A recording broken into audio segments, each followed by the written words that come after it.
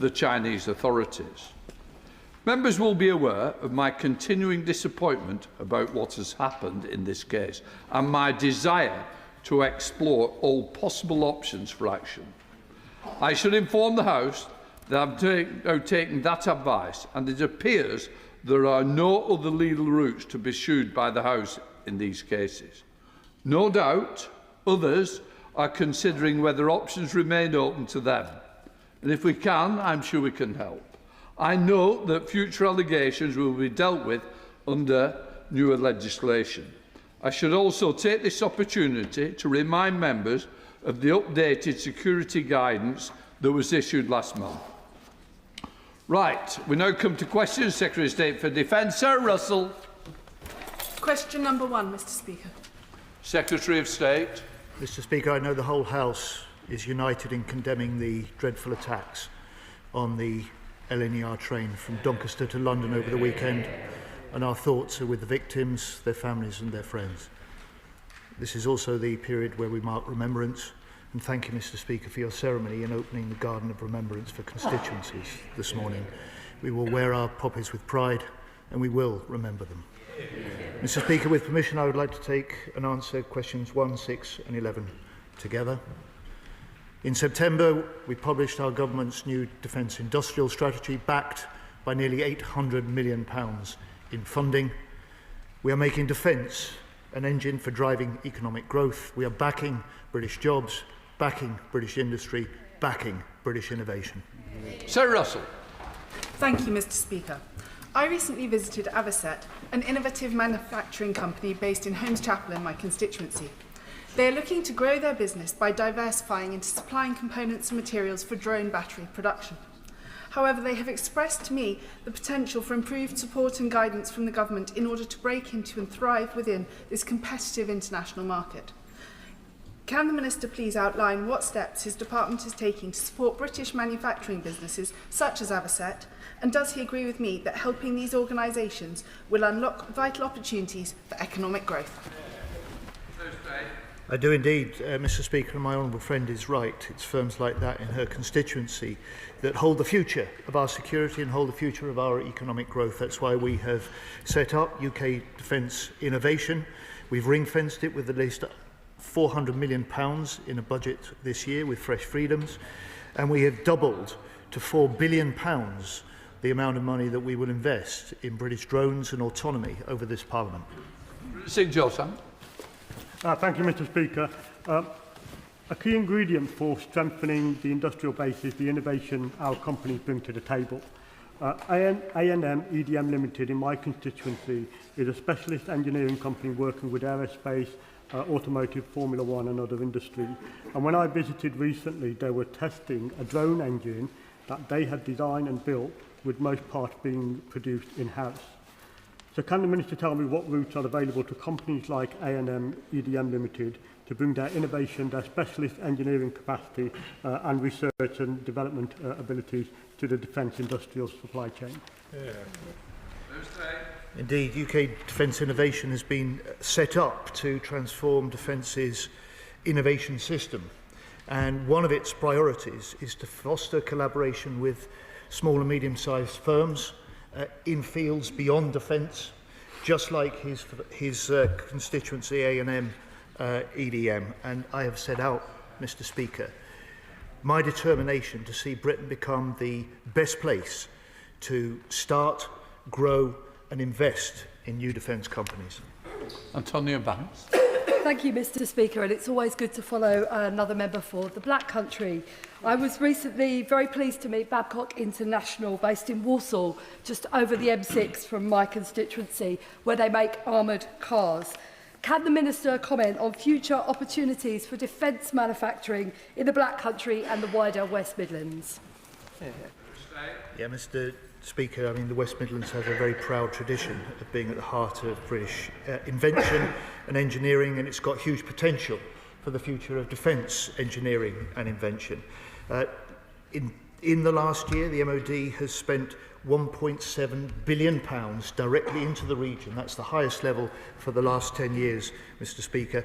And my honourable friend, the Minister for Defence Readiness and Industry, met her West Midlands Mayor just last week to discuss what other opportunities there may be for firms like hers, areas like hers, within the West Midlands.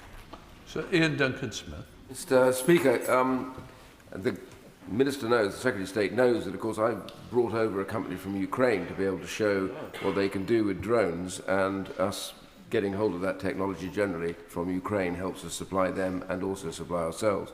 But the key issue I want to come down to here is the question concerning rare earth minerals.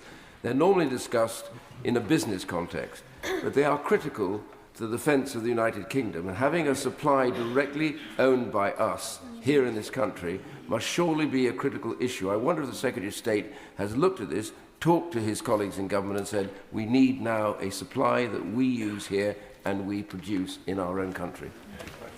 The short answer, Mr. Speaker, to the right honourable gentleman is yes. The slightly longer answer is we're doing so with close allies. We're also doing so with Ukraine, and he has been one of those voices in this House that has pushed us to do more with Ukraine industry, and I know he'll welcome what is a groundbreaking agreement with Ukraine, where they share for the first time with a country beyond Ukraine their intellectual property on critical interceptor drones called Octopus. We will develop that further, we'll manufacture them at scale, we'll do that within weeks and months, and we'll return thousands to Ukraine to help their fight against Putin. Dave Dougal.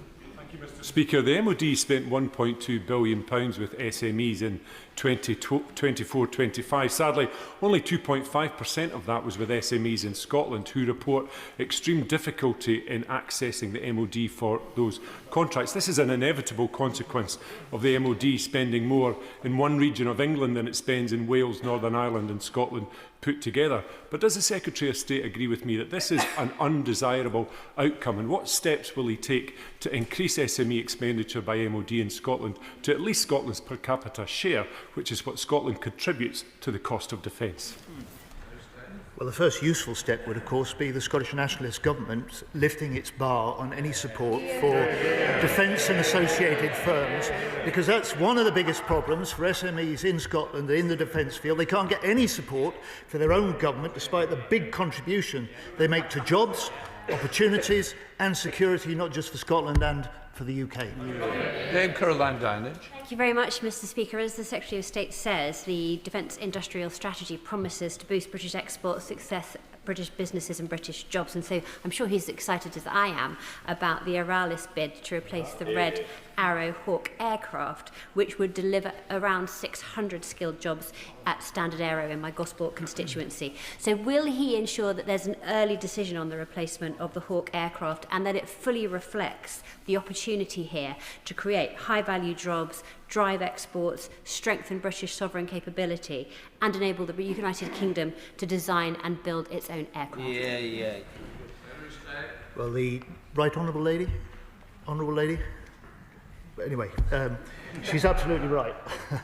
I'm very excited, like her, about the Defence Industrial Strategy, and she is right to urge me to make sure that we take an early decision over the replacement of the Hawk trainer. We will, and we will because this is a long overdue decision that should have been taken years ago by the previous administration and the previous Defence Procurement Minister. Mr. David Reed. Thank you, Mr. Speaker. And may I take this opportunity to first associate this side of the House with the remarks made by the Secretary of State for Defence on the appalling attacks in Huntingdon over the weekend. Now, Mr. Speaker, we all know that the government cannot deliver a strong defence industrial base without seriously boosting defence spending. And yet, multiple media outlets have very recently reported that his department is asking the MOD to make cuts of £2.6 billion this financial year. So very simply, can he tell us what will be cut to find the money? Quite simply, we have boosted defence investment. We've done so by a record amount since the end of the Cold War. We've done so 3 years earlier than their unfunded plans in the first place. And look, since the election, we've signed over 1,000 major contracts, 84% of those with British firms. We brought in 1.7 billion in foreign direct investment into defence. And we've won major export deals that they never managed. I signed on Monday with the Prime Minister an £8 billion deal with Turkey to buy 20 British Typhoons that will help secure 20,000 jobs in the wider supply chain for the years to come. I'd like to hear them welcome that. Number 2, Mr. Speaker. So state. Mr. Speaker, we're making the most significant commitment and change to armed forces housing in 50 years.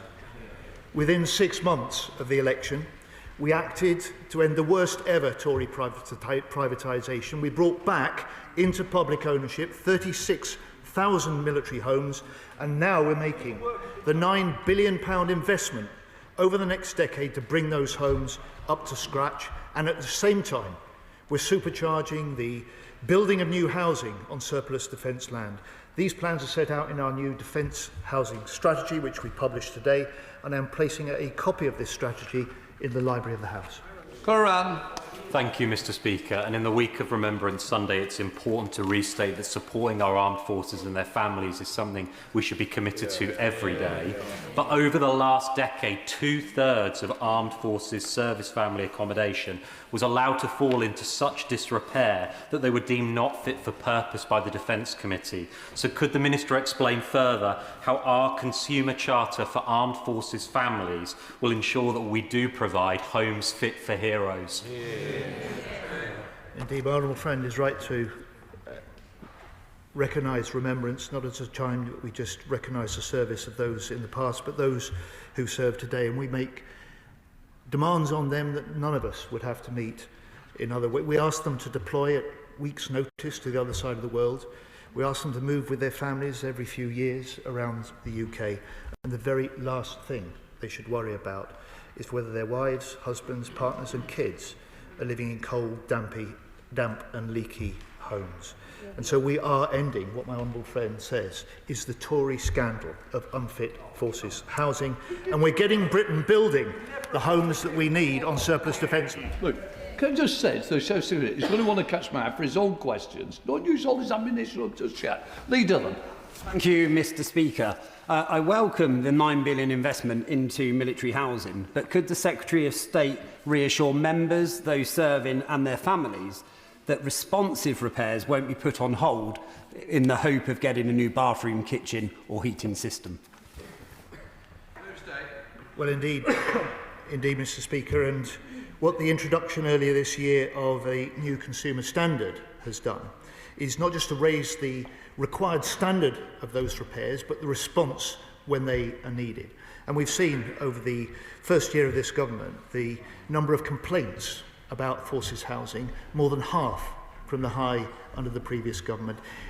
There will always be complaints, there will always be problems. We can't fix these problems overnight, but I am determined that we will. I am determined that this can be a nation in which we say proudly, we provide the homes fit for our heroes. Sonia Kumar. Number 3, Mr. Speaker. Minister. Thank you, Mr. Speaker. The role of the West Midlands SMEs in support of our armed forces is absolutely vital for our national security. The MOD has just published our regional breakdown of defence spending in the West Midlands, where we spend £1.7 billion, the highest it has been on record, supporting 7,900 jobs. But that's not enough. We will spend an additional £2.5 billion extra with SMEs by 2028, helping to reinforce that defence can be an engine for growth. Sonia Kumar.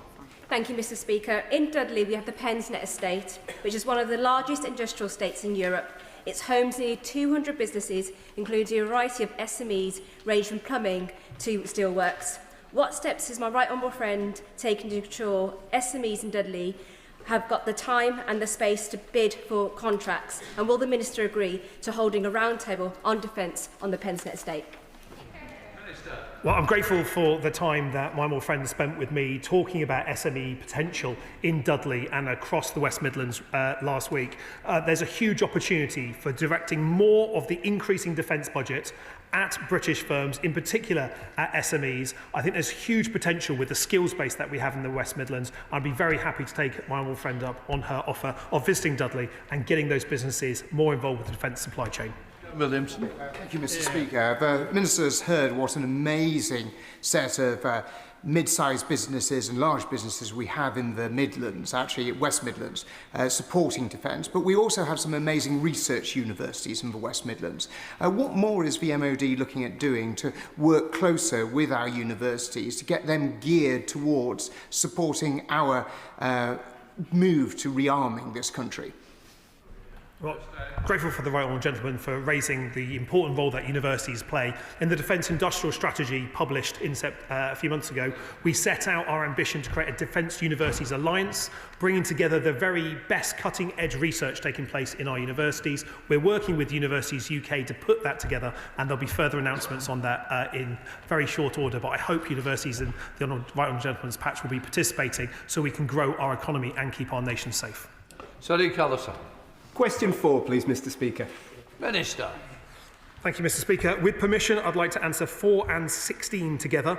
As we move towards warfighting readiness, this government is investing more of our rising defence budget in new technologies and innovation. And in these more dark and dangerous times, the need for more innovative solutions to address emerging challenges is paramount. On the 1st of July, we launched UK Defence Innovation, a £400 million fund, and will spend 10% of equipment budget on innovative technologies that will deliver for defence. Sadiq Allison. Thank you, Mr. Speaker, and I thank my right honourable friend, the Minister, for their response. What pathways and training programmes are the Minister establishing to ensure that young people, like those in my constituency of North Somerset, can develop the specialist skills needed to become the defence innovators of the future? And is the Minister working with local colleges, universities and defence industry employers to create hubs of apprenticeships and career opportunities? Well, can I thank my friend for his question? As a fellow South West MP, I know just how important it is that we invest in defence skills in the southwest of England and across the United Kingdom. The Defence Industrial Strategy sets out a £182 million skills package that will be delivering via Defence Technical Excellence colleges with our colleagues in DFE. But we need to go further, encouraging all our defence businesses, big and small, to invest in skills so we have the workforce of the future able to deliver those cutting-edge technologies. And I'm very happy meeting the honourable friend to discuss what more we can do in Somerset. Law. Mr. Speaker, whilst I greatly welcome the focus on innovation, cyber warfare remains one of those areas where the lines of responsibility are perhaps at least appear less clear. So with threats proliferating both abroad, for instance from Russia in the Sahel, and closer to home, even in many of our own in-trays, can the Minister set out where that responsibility for cyber warfare really lies? I'm grateful. Keeping our nation safe in air, land and sea requires cyber and space capabilities as well. Defence was attacked 90,000 times in the cyber domain. That's roughly 250 attacks a day. That's why we're investing not only in the National Cyber Force, but with the Defence Cyber and Electromagnetic Force that we're standing up, working with our colleagues in the private sector to enhance defence its ability to not only repel attacks on the defence infrastructure, but harden UK resilience in the private and public sectors as well. There's more work between Defence and the Cabinet Office in that regard, but we need everyone to step up to defend our country in the cyberspace, and we can all do something by simply updating our operating systems that will make everyone that does so safer and more resilient. With the best objective. Speaker, I'd like to start by associating myself with the remarks from the Secretary of State with regards to the attack on the weekend. Last week, the Ministry of Defence announced the launch of Project Fairfax, which will see a defence technology cluster established alongside RF Whitton in my Huntingdon constituency. I'd like to thank the Minister for his support in bringing this project forward. It's been warmly received not only by industry, but crucially by my constituents who are excited for the opportunity presented by specialist defence careers and increasing regional growth that will be delivered best by Option E of local government reform. But what steps could he take in giving Huntingdonshire the opportunity to create a wider defence ecosystem and to meet the eligibility criteria for consideration for funding from the Defence and Security Accelerator? Mr. Speaker, can I first of all thank the honourable gentleman for the tone in which he spoke to the nation around the attack that took place in his constituency. He should feel very proud of the first responders from his area that responded to that attack. In relation to the opportunities that exist in his constituency, I was very pleased to meet him and my more friend from North West Cambridgeshire to look at how on a cross-party basis there can be a real opportunity seized around RAF Witten, supporting activities with local government to do so. I think the Defence Industrial Strategy sets out the framework for how that can be achieved. Local, national government working together with our armed forces and the private sector, as well as academia, to deliver that opportunity. I know that we're going to continue those discussions, but the opportunity at RAF Witten is real, and I'm very happy helping him deliver it. Sir Bernard Jack. Mr. Speaker, can the Minister describe what he's doing within his own department so that his own officials actually reward, recognise and engage with innovation? Because the acquisition system in the MOD is notoriously bureaucratic, incredibly risk-averse, and makes it impossible for small companies in particular to engage with innovative projects in the department. What is he doing about that to get a wholesale transformation of the culture within his own department? Otherwise, all this money will be just wasted. Well, I agree with the right honourable gentleman. His critique of the system we inherited from the last government, frankly, was not good enough. We do need to see procurement contracting times reduced. That's why in the Defence Industrial Strategy we set out our ambition to reduce 6-year procurements to 2 years, 2 years to 1 year, and 1 year down to 6 months. We're using innovative technologies like AI to help speed up that transition, and we're opening our Office of Small Business Growth at the start of next year, enabling more SMEs to be able to access defence contracts directly. Andrew Cooper. Thank you, Mr. Speaker. Number 5. Secretary of State. Mr. Speaker, with permission, I'd like to answer question 5 and 22 together. The UK is playing a leading role in stepping up support for Ukraine. This year, we are spending the highest ever level of military aid to Ukraine through the Ukraine Defence Contact Group, which I chaired last month. We have, in this year alone, managed to get £50 billion worth of pledges of support for Ukraine from the 50-strong nation group. And tomorrow I will join defence ministers in the JEF coalition in Norway, where we will confirm a new partnership with Ukraine to strengthen our support further. Drew Cooper. Thank you, Mr. Speaker. I strongly welcome the Defence Secretary's continued leadership on Ukraine. I visited Estonia in early September, just prior to the incident when 3 MiG-31 Russian fighter jets entered and stayed in Estonian airspace for 12 minutes, and a further dangerous escalation of tensions in the region. Even before this incident, the sense that I got from Estonian politicians I met was that they were very much on the front line, and there's deep concern that if Russia succeeds in Ukraine, that they'll be next. What assurances can he give that contingency plans are in place to support our NATO allies in the face of continued Russian aggression? Can I commend my honourable friend and members of all sides in this House that visit Ukraine? It's an important sense of support and confidence that members can give to those fighting in Ukraine. My honourable friend is right. Putin's incursions into NATO airspace are reckless, they're dangerous, and they only serve to strengthen the unity of NATO. And NATO responded swiftly to those incursions, and I recently extended the UK's Typhoon contribution to that Eastern Sentry exercise to the end of the year. The UK remains the framework nation for the forward land forces in Estonia. We have almost 10,000 UK troops in Estonia. It strengthens the deterrence of NATO, and that's something I'll be discussing with JEF defence ministers this week in Norway. Paul Davies. Thank you, Mr. Speaker. I welcome the commitments made by the coalition of the willing for further military support for the protection of Ukraine's airspace. However, Ukraine continues to endure daily aerial attacks targeted at civil infrastructure as Russia seeks to use the approaching winter as a tool of torment. In light of this, can the Minister clarify what specific air defence capabilities have been pledged to safeguard Ukraine's skies and protect critical infrastructure? My honourable friend is right. Putin's aerial bombardment of Ukraine, it's cynical, it's illegal, it's targeted at civilians. And that's why we've stepped up our efforts to reinforce Ukraine's air defence. This autumn we've delivered over 200,000 rounds of anti-aircraft ammunition and hundreds of air-to-air missiles. And in September we announced what is the first of its kind, a joint programme for the new interceptor drone, the Octopus, which will be produced in the UK, will be manufactured at scale, and we aim to deliver thousands a month back into Ukraine to help defend their skies, defend their cities and defend their energy infrastructure. Sir Julian Lewis. As we build up towards Remembrance Sunday, does the Secretary of State agree that it's appropriate for us to remember the circumstances under which 2 world wars began, when democracies were relatively weak in the face of armed autocracies? And therefore, does he agree with me that the help that we give to Ukraine is the best possible guarantee that aggressors won't be emboldened to attack other countries as well? I do indeed, Mr. Speaker. If big countries believe they can redraw international boundaries by force and get away with it, then no democracy and no state is safe. And I agree with the right honourable gentleman. A secure, sovereign Ukraine is central to Europe's security in the future. James Shannon. Mr. Speaker, can I thank the Secretary of State very much for his answer.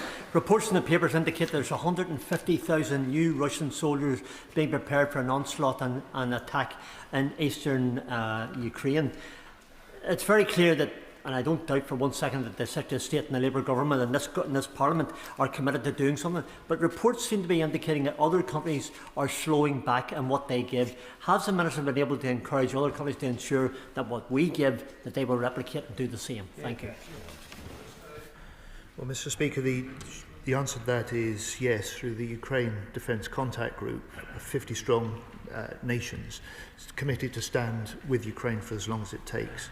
Together, we have secured £50 billion of pledges in military aid to Ukraine in this year alone, and I'm proud of the way that the UK has stepped in alongside Germany to lead that group. It's part of what we're doing with others to step up support for Ukraine, which will be needed even more in the months to come. Timothy. Question number 7, Mr. Speaker. Minister. With your permission, Mr. Speaker, I should like to answer questions 7 and 24 together. The very reason that I left the military was because the lessons from Ukraine, particularly around uncrewed systems, weren't being learnt within our military. The drone architecture was exceptionally limited, despite watching the revolutionary character conflict for about 2 years. Since then, the Strategic Defence Review stepped in, £4 billion on autonomous systems, a Defence Uncrewed Systems Centre, training, tactics, procedures, doctrine and concepts are all changing to inculcate uncrewed systems. Nick Timothy. Thank you, Mr. Speaker. I thank the Minister for his answer. The biggest drone manufacturer in Ukraine, Ukraine Spec Systems, is investing £200 million in Britain, opening a factory in Mildenhall in the west of the county and creating 500 jobs directly and through the supply chain. But like all manufacturers, they are facing rising energy costs and tax bill that is likely to go up. So if the Minister does want greater drone capacity in Britain, what's he doing to talk to his colleagues in the Energy Department and the Business Department to make sure that the whole government is pulling in the same direction?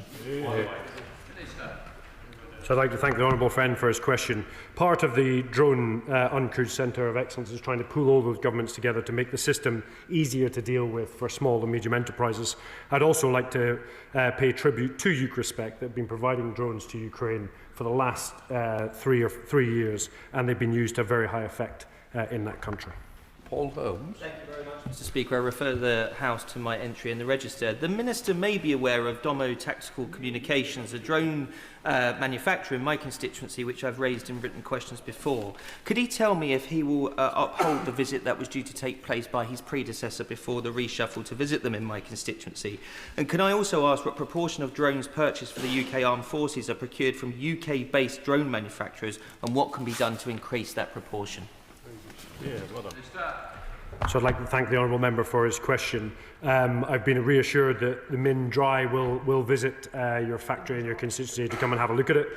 But from my perspective, we've increased our production of drones for Ukraine up to 100,000 this year alone, and we're increasing the procurement of drones into the British military by thousands.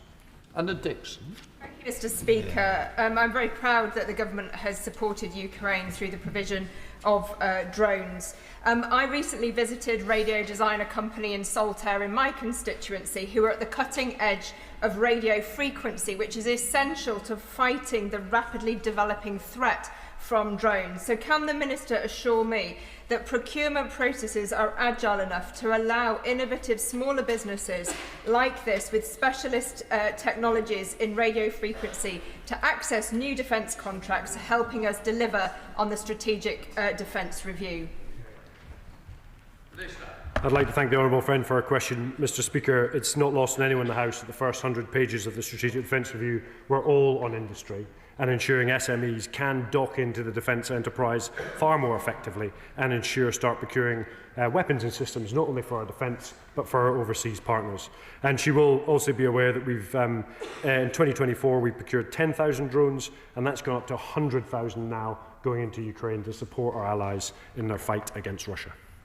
Dr. Peter. Thank you, Mr. Speaker. We have all witnessed the devastating effect of mass drone attacks.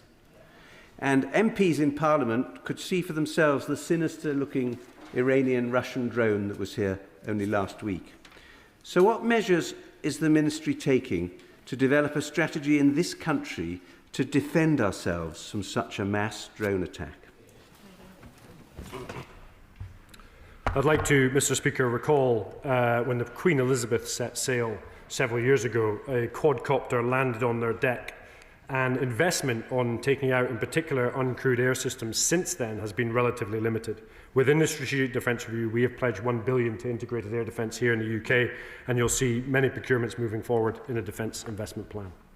So, Secretary of State James Scott. Thank you, Mr Speaker. By their own written answer, the government said that they only ordered 3 drones for the British Armed Forces in their first financial year. So at June's defence orals, I suggested where Labour could find the money to buy drones at the scale we need by scrapping their crazy Chagos deal.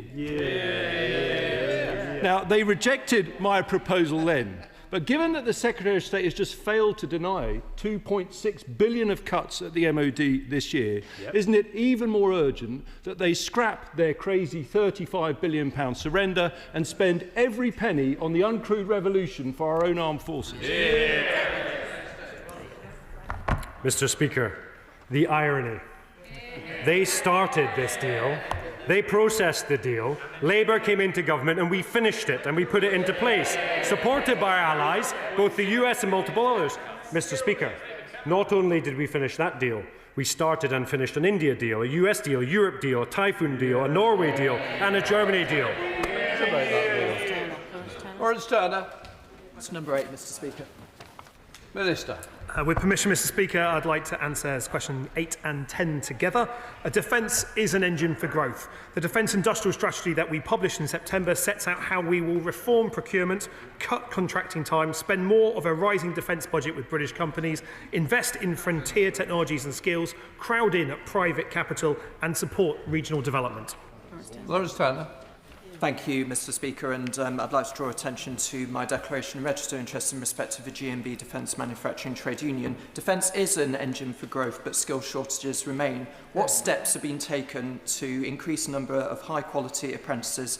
And if I may, Mr Speaker, will he join me in congratulating my constituent, Andy de Comyn, whose design has just been chosen for the proposed national memorial to all members of the parliamentary community who have fallen in conflict? Well, can I thank my more friend for his question? Can I join him in thanking his constituent for his creativity and work? Defence is one of the largest apprentice employers in the country, with over 24,000 apprenticeships. The Navy is number 2, the RAF is number 4, and I'm proud that the Army has been named the number 1 apprenticeship employer. We're doing even more than that, with £182 million going into skills, and we're working with our trade union colleagues as part of the Defence Industrial Joint Council, both the GMB that I'm proud to be a member of and our colleagues in Unite as well, alongside industries big and small, so we can motor our economic development and create more jobs in defence. Southern Chance. Thank you, Mr Speaker. Can I ask the Minister how the defence sector can make better use of underutilised MOD land and assets to contribute to innovative models of business like community energy projects, which alongside initiatives like the South Yorkshire Growth Deal can contribute to local SMEs and energy security? As a very proud Labour and cooperative MP, I know just how important we can use community energy to create good renewable energy, cut energy bills as well. Be very happy speaking to her more about this. But we are looking at the 1% of Britain that we own as a department to look at how we can not only deliver defence outputs, build more houses with 100,000 houses identified in the defence housing strategy, as well as supporting environmental output and greater industrial opportunities for the private sector as well. Very happy meeting her to discuss further. Speaker, the Minister rightly promotes our world-class maritime sector in the South West. Considerable private investment is being made, including a new resilience factory opening in my constituency next week.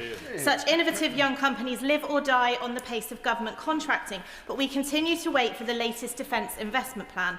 So how will the Minister reassure the new tech companies in my South West Devon constituency that the pace of their private investments are matched by the urgency of MOD contracting to ensure that economic growth through defence becomes a reality?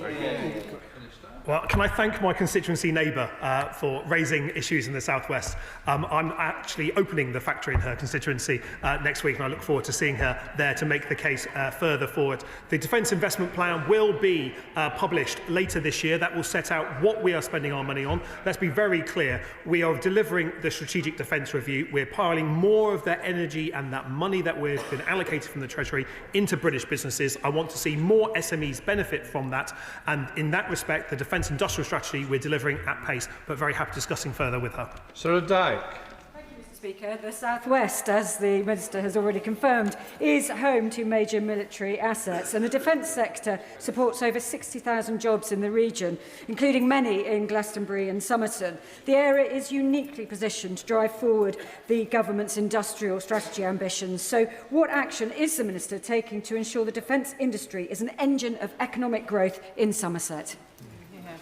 Well, can I thank her for raising the opportunities in the South West? There's a huge amount of a skilled workforce in the South West region, a huge amount of economic activity already present, but we want there to be even more. That's why we're working with local government, regional government, where it exists across the South West, as well as our colleagues in the private sector, to look at how we can boost skills, direct more of that rising defence budget at British companies in the South West and every other region and nation of the country, so we can deliver for defence and create more jobs as well.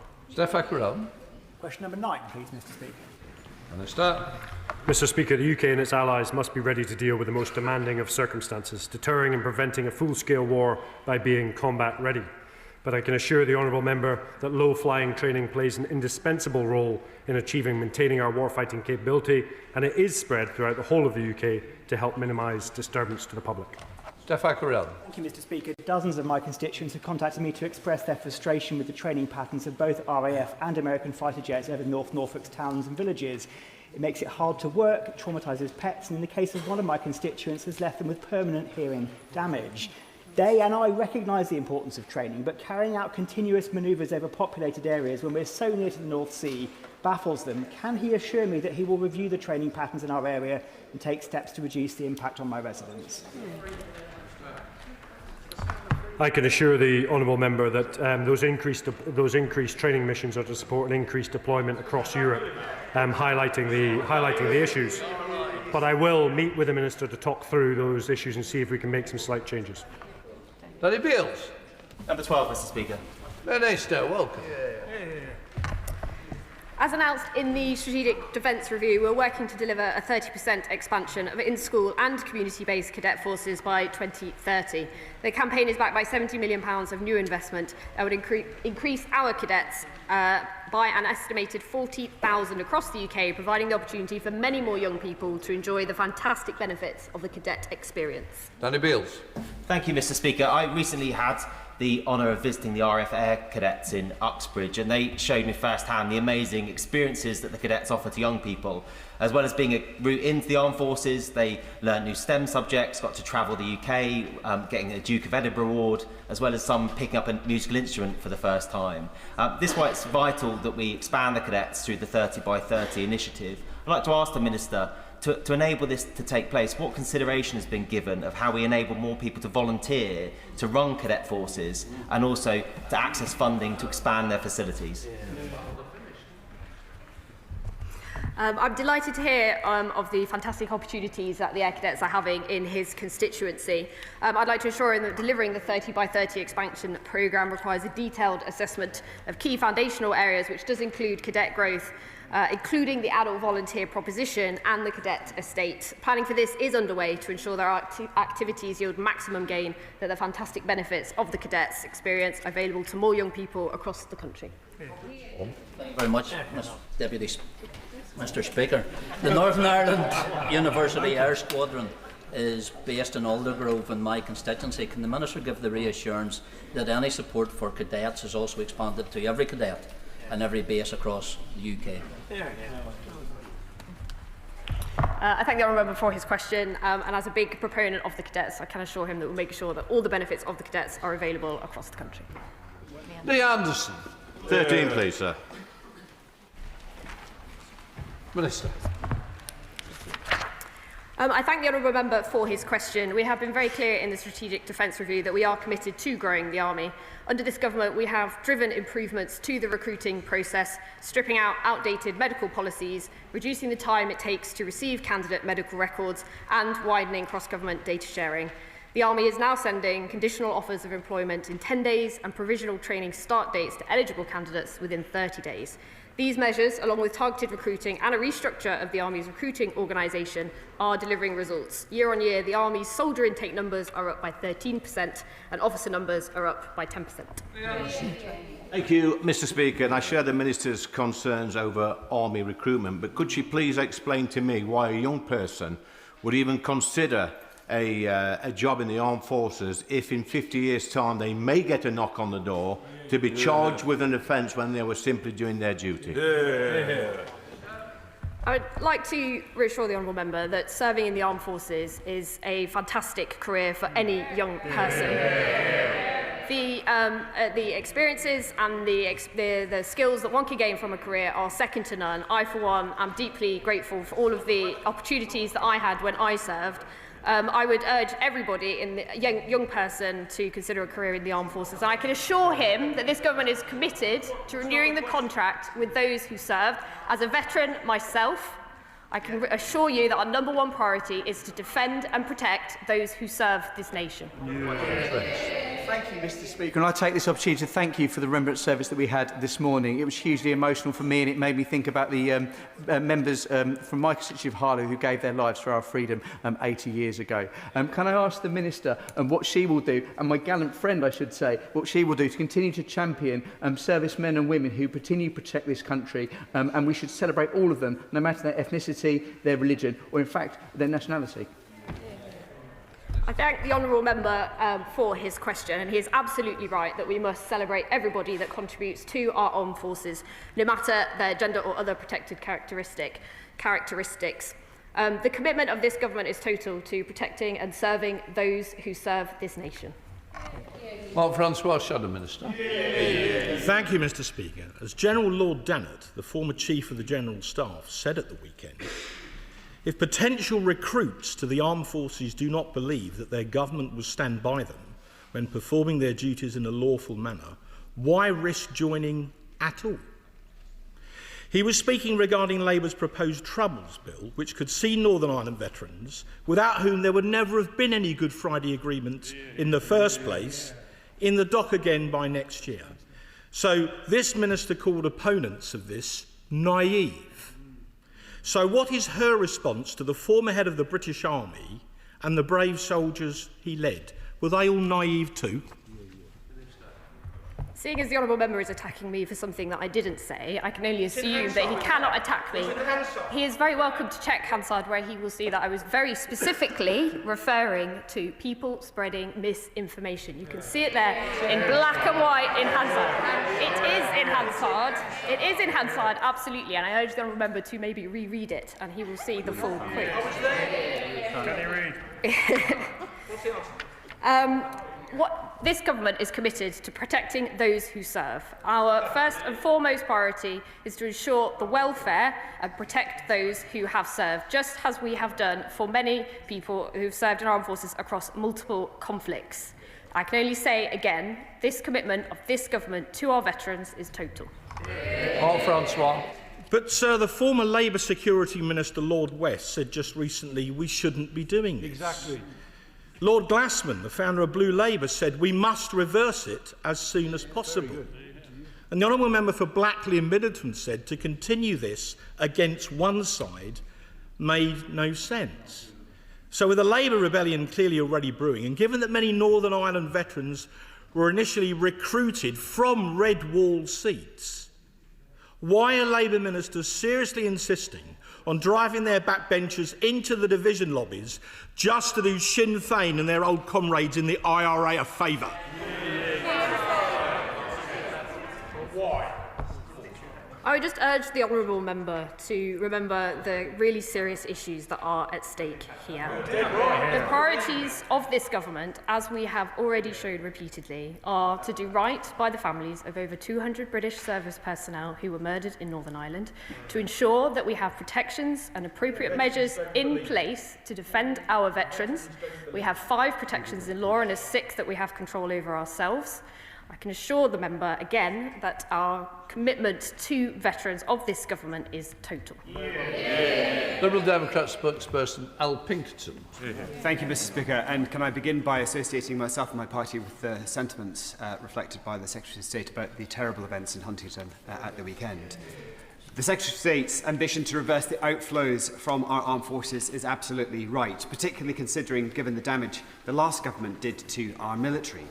But it's far from clear that the government is moving forward enough to achieve the necessary changes.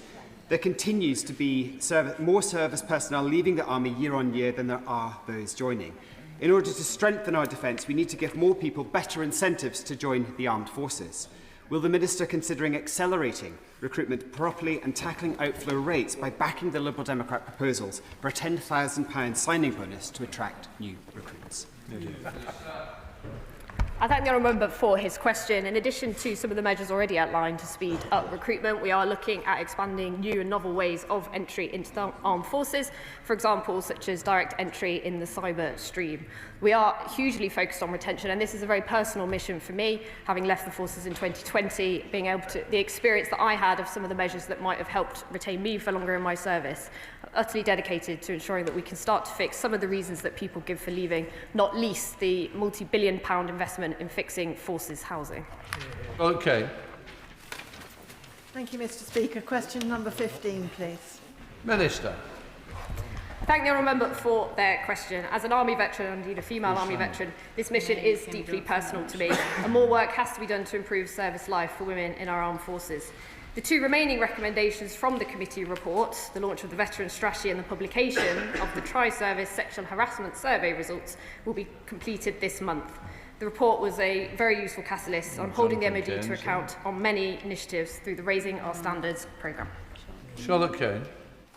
Thank you, Mr. Speaker, and I thank the Minister for her reply. Our servicewomen urgently need investment in female-specific tactical equipment, particularly bras and body armour. What steps is the Minister taking to provide funding for research, development and implementation of kit around the female anatomy, and to ensure fitting services and task-appropriate provision are standard across the forces? The honourable member makes a good point, and indeed as someone who had to wear the body armour, I'm fully on board with her point.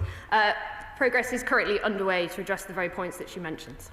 Johnson. Thank you, Mr. Speaker. Royal Artillery Gunner J.C. Beck committed suicide after being sexually assaulted and failed by the military. Can the Minister explain what's being done to ensure that women serving in our armed forces are protected from abuse and that complaints are handled with independence, compassion and seriousness they deserve? The honourable member raises a very, very important case, and like I'm sure everybody in this House, reading the report into Daisy Louise's death was a hugely tragic and deeply saddening case. It is a duty on me that I feel very deeply to make sure that we are doing everything we can to address some of the behaviours that she mentioned. Not least the Raising Our Standards programme, which is addressing our cultural behaviours to strengthen leadership and make sure that when complaints like this are made, they are dealt with appropriately. We're also establishing, as she knows, the Armed Forces Commissioner to make sure that where any investigation into these kind of behaviours is taken out, we can have full trust in the service to do right by any service personnel, whether the lowest ranks or the highest. Come to top until it's Phil Brittle. Question number 1, Mr. Speaker. So State. Last week, Mr. Speaker, I was in Turkey with the Prime Minister to sign Britain's biggest fighter jet export deal in a generation. The £8 billion contract for 20 Typhoons is a win for European security, a win for the British economy and a win for 20,000 UK workers. It follows just weeks after we won the biggest ever warship deal, the £10 billion contract with Norway, securing 4,000 jobs over the next decade. Mr. Speaker, these deals demonstrate defence as an engine for growth, and today we go further. We publish our defence housing strategy, our plan to upgrade 40,000 Forces family homes, a plan to build 100,000 new homes for military and civilians alike, a plan backed by £9 billion in investment over this decade, more than double that in the Tory plans. Mr. Speaker, this is a government delivering for defence and delivering for Britain. Mr. Speaker, may I congratulate the Secretary of State on the Turkey deal last week. Now, a year on from the signing by the Secretary of State of the Trinity House Agreement with his German counterpart, is the Minister able to outline what progress has been made in implementing that deal, in particular around boosting industrial collaboration and driving greater investment into integrated air and missile defence? Indeed, Mr. Speaker, a year on from that Trinity House agreement, our cooperation over the next year will only deepen further. Within weeks, we will have German P-8s flying out of Lossiemouth. We have a new cyber programme to conduct joint activities. We have accelerated work on a new 2,000-kilometre deep precision strike missile and a new £200 million bridging deal to support the British Army. This is an agreement, I have to say, Mr. Speaker, which is more important now than when we signed it a year ago. So, Secretary of State James Cotledge. Thank you, Mr. Speaker. In his SDR statement to Parliament on 2nd of June, the Secretary of State said that the Defence Investment Plan would be, and I quote, completed and published in the autumn. Will he keep that promise? Well, the SDR quite rightly said, Mr. Speaker, that further decisions on investment plans were central to delivering the SDR. We're doing that work thoroughly at the moment, so that we will no longer have what his government left, a defence programme which was overcommitted, underfunded and unsuited to meet the threats that face us. Well, Mr. Speaker, he didn't answer the question, and I'm afraid the worry is it's yet another delayed defence command paper, which prompts the obvious question: what exactly are they delivering for defence except delayed defence command papers? I mean, Mr. Speaker, isn't this the truth? They're putting the British Army back in the dock. They're surrendering Diego Garcia for £35 billion, and all the while, as they have not denied today, cutting £2.6 billion from the front line this year. Don't the men and women of our armed forces deserve better? Mr. Speaker, his figures are wrong. His characterisation and description is wrong. We put a £5 billion extra into the defence budget in this, our first year, and we're raising defence investment to the highest increase since the Cold War. But the public expect us to manage better the budgets that we've got, so we're managing those budgets in the way that he failed to do. And alongside the Strategic Defence Review, alongside the Defence Investment Plan, we're already acting. We're acting and have let over 1,000 major contracts, 84% to British firms, and today we're putting £9 billion into defence housing for the future. Mr. Speaker, Welwyn Lammy in Brierley Hill in my constituency design, build and manufacture davits for marine applications, and they employ around 45 local people using local supply chains for their products, and they're really keen to win a government contract, but sadly they lost out under the previous government to a Spanish cruise ship company. What is the Minister doing to support British defence businesses, and will he visit Welwyn Lammy with me to help them work with the government further?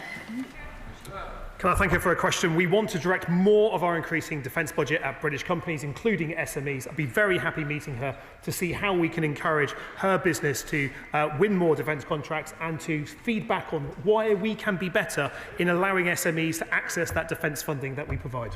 Callum Miller, Liberal Democrat spokesperson. Speaker, we've already heard about the sentencing last week of Warrant Officer Michael Webber for the sexual assault of gunner Jaisley Beck.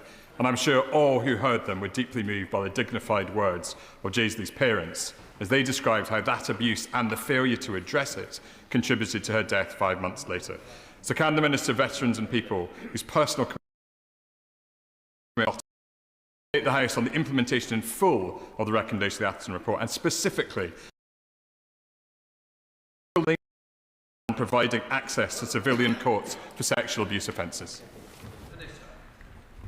Thank the honourable member for his question. So, as he will be aware, Defence accepted 33 of the committee's recommendations, partially accepted a further 4 recommendations, and noted 13 points which were conclusions rather than recommendations.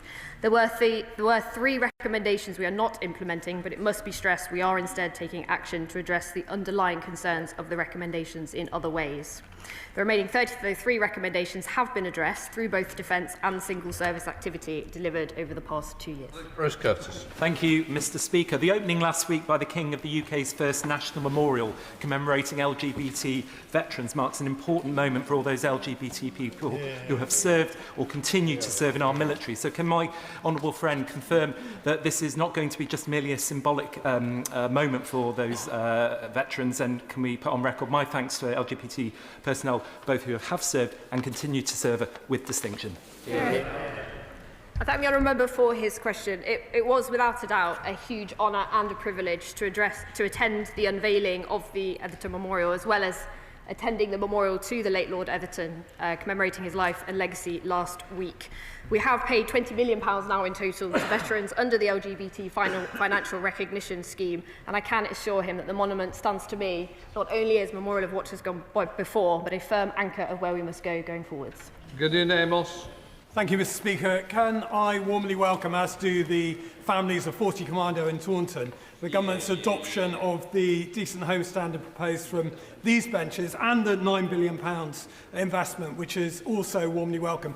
Can the Minister give an indication of the timescale within which all service family accommodation will be brought up to that decent home standard? So the scale of this problem is truly gigantic. We've rebought the 36,000 homes. 9 out of every 10 homes will be refurbished, and 14,000 homes potentially completely rebuilt. We've already started on the first 1,000 which need modernising, and once that's done, we'll move on to the next. Lorraine Beavers. Thank you, Mr. Speaker. Across our country, service leavers like Brady, a 29-year-old from my constituency, are experiencing homelessness and addiction before receiving the support they need. I welcome the government's work on the renewed Armed Forces Covenant, but does the Minister agree that a structured and timely health and welfare checks following discharge would strengthen that promise to veterans like Brady? Minister. Thank the honourable member for her question. We do have significant processes in place before exit to ensure a smooth transition, particularly those to manage personnel who are wounded, injured or sick. And the Valet initiative should help us take steps to better coordinate support for veterans. I'd like to assure the honourable member that improving how service personnel leave the services is a key priority for me. Lee Anderson. Thank you, Mr. Speaker. Really simple question. Does this government consider China a national security threat?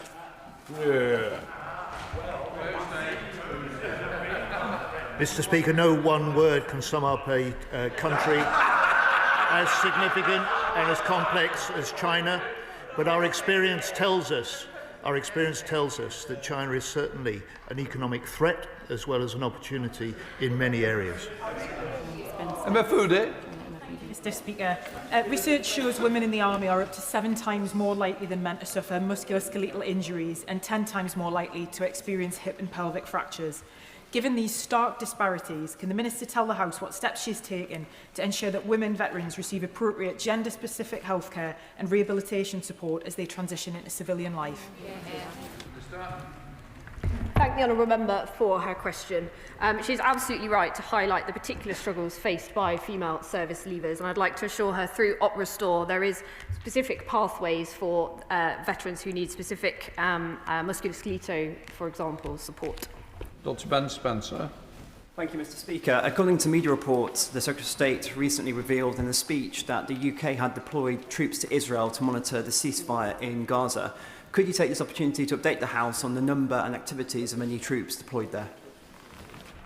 The Honourable Gentleman is not correct in saying that they're there to monitor the ceasefire. We have a small handful of British Forces personnel deployed to the civil and military coordination centre at the request of the US, and it's the US that is leading that work. Donny Reid. Thank you, Mr Speaker. Recent reports that Babcock is having to recruit overseas welders, hundreds of them, because of a skill shortage in Scotland, is the direct result of decades of underinvestment in further education and skills in Scotland. Can the Minister outline what the UK Government can do to make sure that my constituents can access the apprenticeships and skills that defence jobs depend on? She's absolutely right. If we had a Scottish Government that was investing in defence skills, rather than a Scottish Government that dithers on defence, a Scottish Government that didn't invest in the welding centre in Glasgow, that required a Labour government in the UK to step in and invest, we're delivering for defence. The Scottish Government are dithering on defence, and they're letting jobs slip out of their hands as a result. Ellen Morgan. Thank you very much, Mr Speaker. I've been campaigning since shortly after I was elected for service family accommodation, and so I welcome the Government's commitment to improving that over the last few weeks. But single living accommodation continues to be a considerable concern, with recent reports in my constituency of rat infestations at RAF Shawbury. I wonder what the Government is going to be doing to improve single living accommodation, which is equally important as service family accommodation. I thank the honourable member for raising a very important point. We are shortly to be getting underway with our single living accommodation review to address exactly these points, both the sometimes shocking state of single living accommodation and what we can do to support those who live in that type of accommodation. Thank you, Mr Speaker. Mid and South Pembrokeshire has a proud military history, and the defence sector continues to thrive at sites like Castle Martin and Caldwell Barracks. So does the Minister agree that the Defence Growth Fund should be used to bring direct benefits to communities like mine, as well as strengthen our national security? There's a real opportunity in Pembrokeshire and across Wales as we implement the Defence Growth Deal for Wales to create more good, well-paid, unionised jobs that provide great opportunities. Meeting him to work out how we can advance those, creating more decent jobs across Wales. Mr Speaker, last month the SNP government in Edinburgh released their latest independence propaganda paper. Unbelievably, it said that nuclear weapons would have no place in an independent Scotland. Does the Minister agree with me that Scottish independence would be a gift to Britain's enemies and would put at risk our hard work of our armed forces keeping us safe at home? The honourable gentleman is right. The continuation of a Scottish nationalist government in Scotland is a threat to our security. It's a threat to the future prosperity and jobs in that country. Chair of the Select Committee, Tam Singh Desi. Speaker, given the multitude of security threats we face, especially in the grey zone with cyber attacks, it's abundantly clear that we need to accelerate investment in defence, but the government is just not able to move fast enough. Now, our German friends, renowned for their fiscal prudence, have relaxed their fiscal rules just for the Defence Department. So in the run-up to the budget, what discussions has my right honourable friend, the Defence Secretary, had with the Chancellor to relax fiscal rules just for the Ministry of Defence in order to meet the moment? Mr Speaker, we have the increase in budget this year. We have the increase in the budget over the Parliament. Our job now is to ensure that we can deliver value for money for that increased investment and use that increased investment to drive economic growth across the UK, and it's because of that increased investment we've been able to announce and launch our defence housing strategy today. Vicky Slade. Thank you, Mr Speaker. Several of my veteran constituents have contacted me about very long delays in compensation payments under the Armed Forces Compensation Scheme. Mr Butler, who lives near Wareham, has two separate claims, one for hearing loss and one for an arm injury, and he's now waited more than 2 years for an outcome. And as we look towards Remembrance Sunday and reflect on the sacrifices made, what steps is the department taking to ensure that we pay our debts to those who have served us more recently? I thank the honourable member for raising this case of her constituent. If she would write to me with the exact details, I will look into the exact reason why it has taken this long. Emma Lewell. Thank you very much, Mr Speaker. North East industry has always supported our nation's defence, yet we now have the lowest MOD spend out of every single region, leaving our potential untapped. Will my honourable friend please meet with me in the North East Regional Defence and Security Cluster to redress this? Yes, very happy to. I'm meeting North East colleagues about how we can drive more jobs and opportunity. And as we look at establishing not just defence growth zones, but defence technical excellence colleges and the 6 new munitions and energetics factories, there's a strong case for the North East receiving some of that defence investment. Thank you, Mr. Speaker. Now that the Secretary of State's warmed up a bit with calling the SNP a threat to our national security, can he have another go and say whether China is a threat to our national security?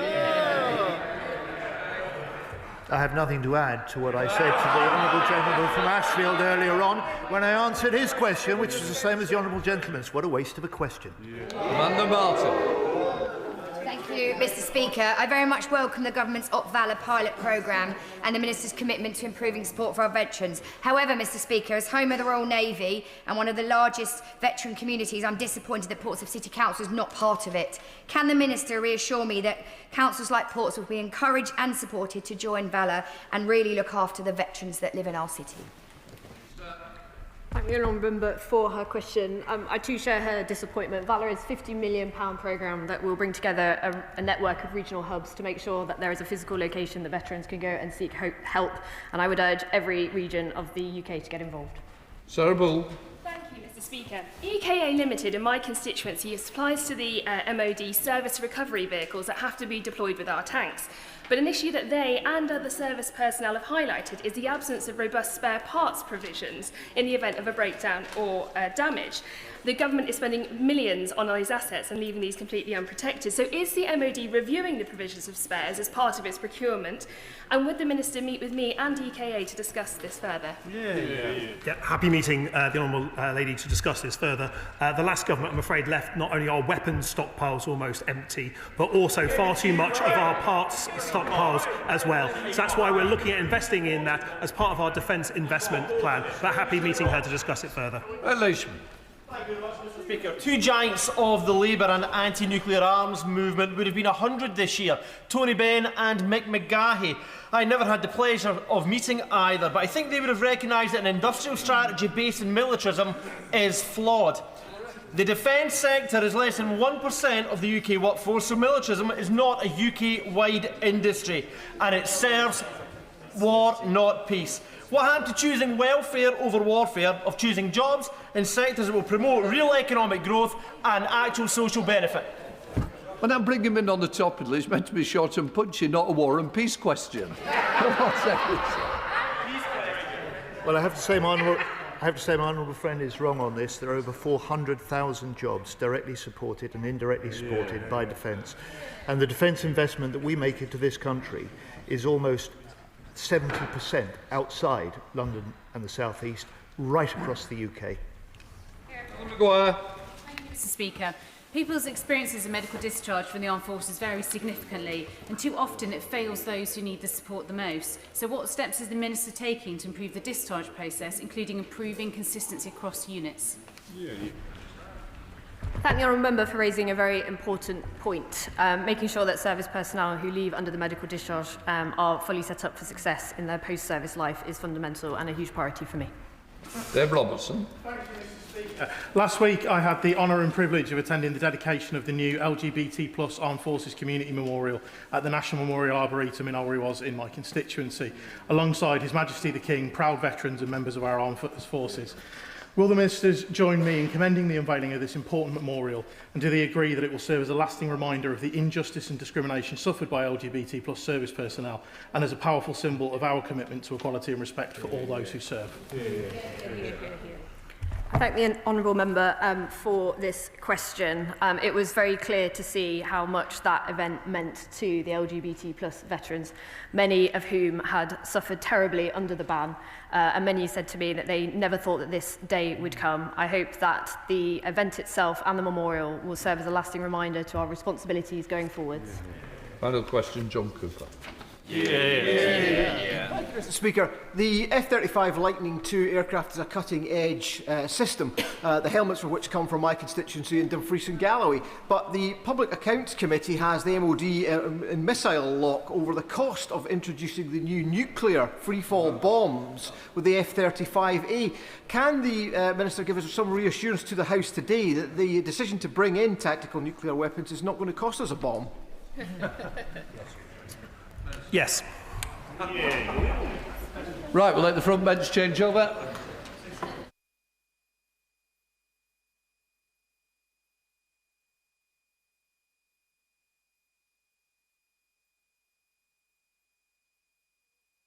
Before we begin, it may be helpful to remind the House that the trial of Soldier F in relation to the events on Bloody Sunday is no longer sub judice, and that it is a focus of today's urgent question. There remain live cases in respect of other soldiers. I previously granted a waiver on the 14th of July 2025 to allow limited reference to active legal proceedings related to historic troubles-related deaths. However, references to live cases should be limited to the context and to the events which led to the cases, but not to the detail of cases themselves, nor the names of those individuals involved. I now call Alex Burkhardt, Shadow Secretary of State, for his urgent question. Thank you, Mr. Speaker. To ask the Secretary of State for Northern Ireland if he will make a statement on the verdict in the trial of Soldier F. Secretary of State. I thank the honourable member for his question. The trial of Soldier F concluded on the 23rd of October with a not guilty verdict. The Ministry of Defence rightly provided him with legal and pastoral support. I and the Secretary of State for Defence have of course noted the judgment, but I do not think it appropriate to be drawn on the particulars of these independent legal proceedings. The House will recognise that it was also a difficult day for the families of the 13 people shot dead on Bloody Sunday in circumstances that the former Prime Minister, Lord Cameron, described as, and I quote, unjustified and unjustifiable. I'm sure the sympathies of the whole House remain with them. We all understand the continuing pain felt by families and communities in Northern Ireland and across the United Kingdom as a result of the Troubles. And the Government remains committed to establishing a legacy process which can provide answers for families who are still seeking to find out what happened to their loved ones.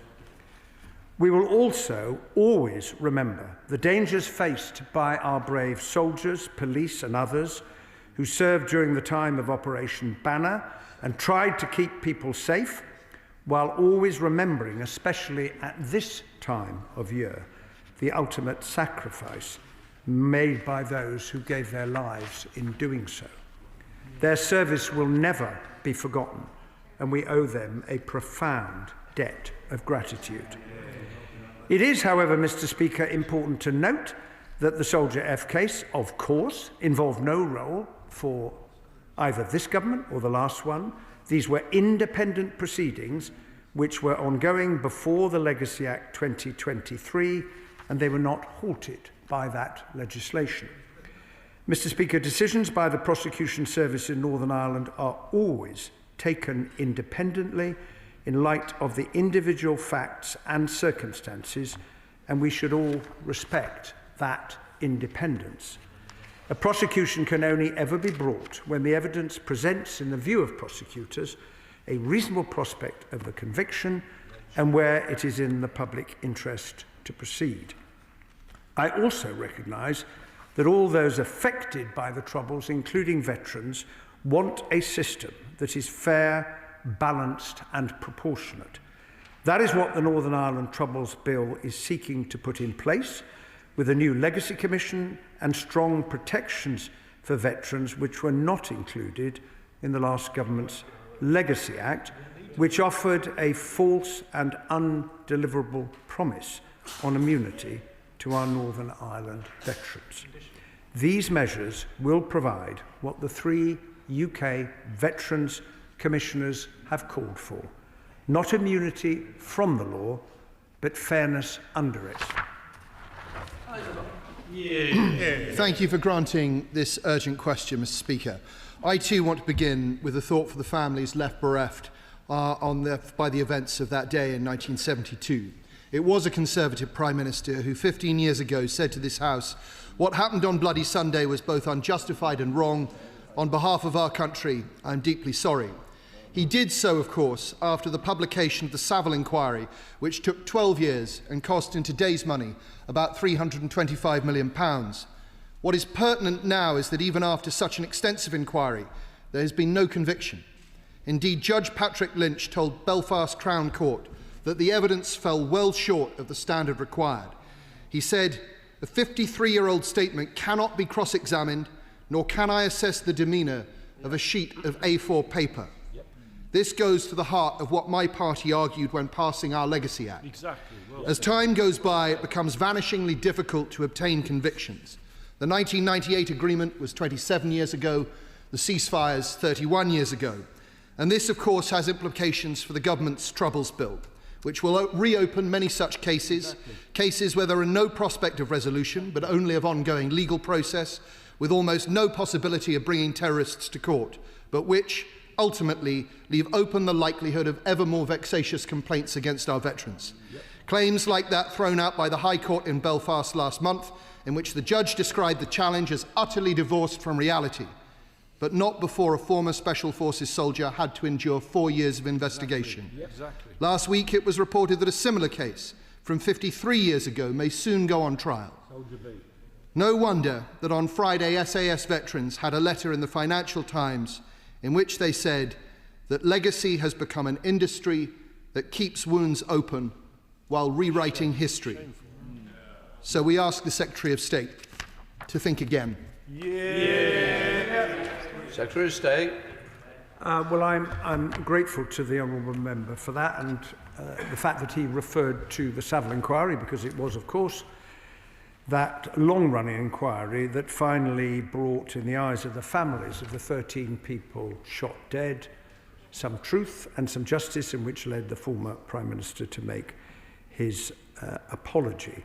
He is absolutely right when he says that with the passage of time, I think the phrase he used was, it is vanishingly difficult to obtain convictions, and most of the families, not all, but most of the families that I have met who lost loved ones recognise that fact.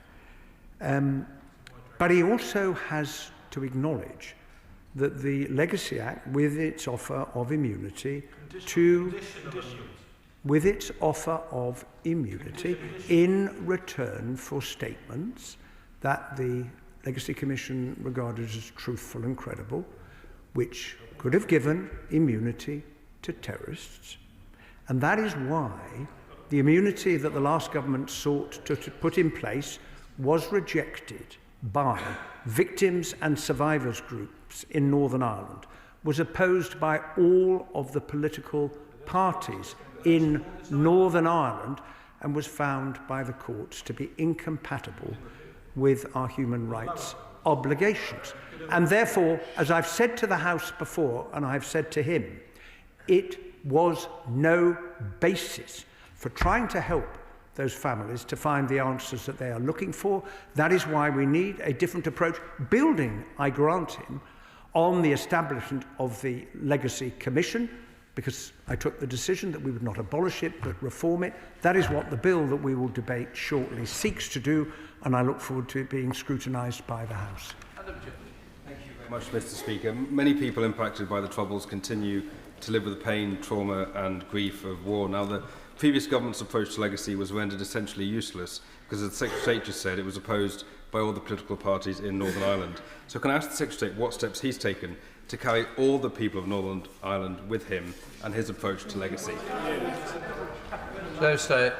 Well, having promised the House of Commons in two statements since the government was elected in July 2024 that I would bring forward proposals, I did so when the government published the bill on the 14th of October. Since then, I have met political parties, I have met victims and survivors organisations representing victims and survivors. I will be meeting the Victims and Survivors Forum that I met the day that the agreement with the Irish government was published. I will be meeting them again this week. I would say that, as I acknowledged to the House when I made my oral statement, any proposals that are put forward are not going to be greeted with approval by everyone. But I have been much struck by the fact that those I have met and talked to have said, well, we will need to consider the detail. I believe that it provides a basis for moving forward, and I hope the House will recognise that too. Dr. Elpington, Liberal Democrat, Spurs. Thank you, Mr. Speaker, and can I thank the Secretary of State for his responses so far. We welcome the resolution of this trial and the clarity that the law has afforded, and in doing so also extend our deepest sympathies to the families who still seek justice and answers. The 2023 Legacy Act may have been driven by the instinct to protect veterans. However, it failed to comply with our international legal obligations and, through its conditional immunity, created a false equivalence between those who valiantly served in the British Armed Forces and those involved in acts of terrorism. That approach was both morally wrong and offensive to veterans and victims alike. The violence carried out by terrorist organisations during the Troubles caused deep suffering across Northern Ireland, and we believe that upholding the rule of law must apply to all without exception, but that prosecution should never become persecution. This case focuses our attention back on the government's new deal, with a new attempt to deal with the legacy of the past. Is the Secretary of State absolutely confident that the bill will deliver strong enough protections for British veterans? What has he done to try and secure support from veterans organisations? And what has he done to ensure that victims and families can finally access the truth and justice that they deserve? Well, I agree with what the Honourable Gentleman said. The characterisation he made of the immunity provisions in the Legacy Act. I would quote to him what Nick Pope, the chair of the Confederation of Service Charities, said. He said, as the Confederation of Service Charities, we welcome, and I quote, the development of the safeguards that have been put in place to offer protection to those within the armed forces community who are affected by legacy issues. We drew them up having spoken to veterans, and I hope that when people look at them and see how they will work, they will recognise that we have acknowledged the particular responsibility we have to veterans to treat them fairly in the process, and that is the right way to proceed. Trina Murray. Thank you, Mr. Speaker. 53 years after the events of Bloody Sunday, 15 years after the report of the Savile inquiry, it's becoming clear that the prospect of future criminal cases is few and far between. But those families who've lost loved ones, whether they be the families of military personnel, or those who were simply in the wrong families of those who were simply in the wrong place at the wrong time on a particular day, sits with those people every single day and affects every day of their lives. What assurances can the Secretary of State give me that they remain part absolutely at the centre of work going forward?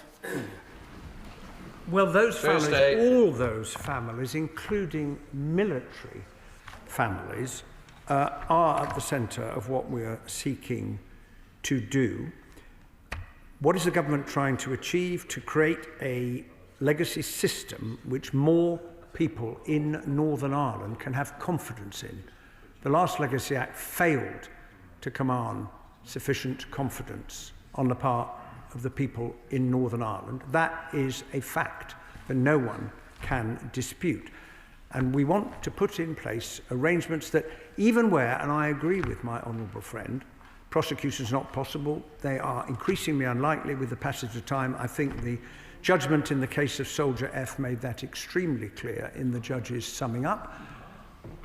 But to be able to provide information about what happened to those families. Of the House, Edward Lee. Well, whatever the wrongs committed on that day, does the Secretary of State understand that it just beggars belief that a former IRI man can be, in his old age, lolling on a sofa now, despite all his torturings, kneecappings, executions? I'm thinking of Captain Naurak, abducted, tortured, killed, his perpetrators never brought to justice. Does he realise that this whole process is deeply wounding to the morale of the British Army? He can take refuge in independent prosecution, but he can give his own opinion, and he can say, surely it's time now that Northern Ireland moved on into a better age. Well, we all want Northern Ireland to be able to move on to a better age and a better future. But we have a responsibility to those families who are still searching for answers to put in place a system that will help them to get those answers, including in cases that he has mentioned. I would simply point out to him that it is estimated that between 25 and 35,000 paramilitaries served sentences of imprisonment during the Trouble for a wide variety of offences, including murder. And if he looks at the cases that are currently awaiting trial, he will find that most of them relate to former paramilitaries and not to our armed forces. Jane Kirkham. Thank you, Mr. Speaker. I welcome the Secretary of State's remarks in his statement about the professionalism, bravery and sacrifice of our armed forces and the role they played in Northern Ireland and across the UK. What discussions has he had with veterans, as well as the Defence Secretary and Veterans Minister, about the new Protection in the Troubles Bill? And would the Secretary of State or one of the Defence Ministers be prepared to speak to veterans in Cornwall on this matter? Well, I'm sure that my honourable friends who are ministers in the Ministry of Defence will have heard what my honourable friend has to say. The protections that have been brought before the House in the legislation are the result of extensive discussions with the Secretary of State for Defence, with the Armed Forces Ministers and with veterans' organisations. Sir David Davis. Thank you, Mr. Speaker. The front bench has quite rightly referred to the pain of the relatives of those who died on Bloody Sunday, and we all share in their sympathy in that. But nothing justifies the persecution of innocent people, innocent veterans in particular. The judge in the trial said the evidence presented by the Crown falls well short of the high standard of proof required in criminal cases. Well short. Yet, nevertheless, in 2 weeks' time there'll be another case of another soldier from 53 years ago, which has already been reviewed for 4 years by the DPP and ruled as no case to answer. Despite that, which has no evidence whatsoever since then, that man is being put through misery and persecution now. A 78-year-old man sitting in anxiety in his home, waiting for prosecution for a case that should never be brought. Does the Secretary of State not recognise that this is injustice? Injustice wrapped up however he likes it, it's injustice. And his legislation will mean many more such cases will occur. Well, I would say to the right honourable gentleman that the legislation that the government has put before the House will make no change at all to the basis on which decisions about any potential prosecutions are made. None. Indeed, that system will remain as it has done right the way through the course of the Troubles and in the 27.5 years since they took. It is the case. Decisions about prosecutions are taken independently by prosecutors. And it is not for us to gainsay the decisions that those prosecutors take, because it is the absolute bedrock of our independent judicial system. Mr. Speaker, some 250,000 people served in Operation Banner, and the vast majority did so with great distinction and huge bravery, leading to the peace that we see in Northern Ireland today.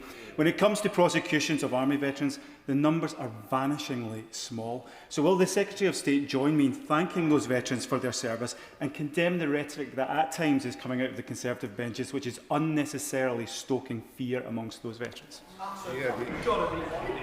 Well, I have already expressed the thanks of the government in my answer to the honourable gentleman's question, and I think those sentiments are felt right across the House. Mr. Speaker, I welcome the clear and just verdict delivered by Justice Lynch, which rightly found Soldier F not guilty on all charges. Vindication for a man who served his country with honour and distinction. Does the Secretary of State agree that this case again exposes the disgrace of vexatious prosecutions of aged veterans pursued where there was never even evidence capable of meeting the threshold for conviction, and that it is time to end the witch hunt once and for all? And will he further agree that around 90% of all deaths during the Troubles were caused by terrorists? Of the 10% that involved the security forces, the largest percentage of these were engaging terrorist and murderous and criminal activities, and therefore Sinn Féin's historical revisionism, exemplified by the First Minister's comments post-verdict, were deflammatory, and they equated to the murders with those who defended democracy. Sorry, my apologies. Seeks to equate murders with those who defended democracy is an attempt to smear our veterans and shouldn't be allowed. Well, I would say to the honourable member that I agree with her that 90% of those who were killed during the Troubles were killed by paramilitary terrorists, which is why the vast majority of those who have been prosecuted and convicted have been paramilitary terrorists. But I do not agree with her when she uses the phrase vexatious prosecutions. There are no vexatious prosecutions. There are no vexatious prosecutions, because if the honourable member argues that a prosecution decision is vexatious, then she's criticising the independent prosecuting authorities in taking their decision on the basis of, is there a reasonable prospect of a conviction? Is it in the public interest to prosecute? And we should be extremely careful about trying to undermine an independent judicial system. Joanna Baxter. Thank you, Mr. Speaker. Many IRA murders on UK soil have never been solved. They include the targeting of soldiers and their families in the M62 coach bombing in 1974 and the Warren Point massacre in 1979, the deadliest attack on the British Army during the Troubles. Does the Secretary of State agree with me that by shutting down investigations, including into the deaths of more than 200 Operation Banner soldiers, without an adequate alternative, the Legacy Act failed many families and victims of the Troubles? I share my honourable friend's concern that she expressed about what happened as a result of the Legacy Act, but I do welcome the fact that in two of the cases she mentioned, the M62 coach bombing and Warren Point, they are now currently being investigated by the Independent Commission for Reconciliation and Information Recovery, because members of their families have chosen to refer those cases. I welcome that. I want more families to have more confidence in the Commission, which is why I am seeking to reform it, so that they too feel able to refer their cases in. Sir Bernard. Can I say I'm listening very carefully to the Right Honourable Gentleman, that the whole premise of his case is that it is somehow in the public interest for people in that community to carry on trying to find people to blame and prosecute on both sides of the argument.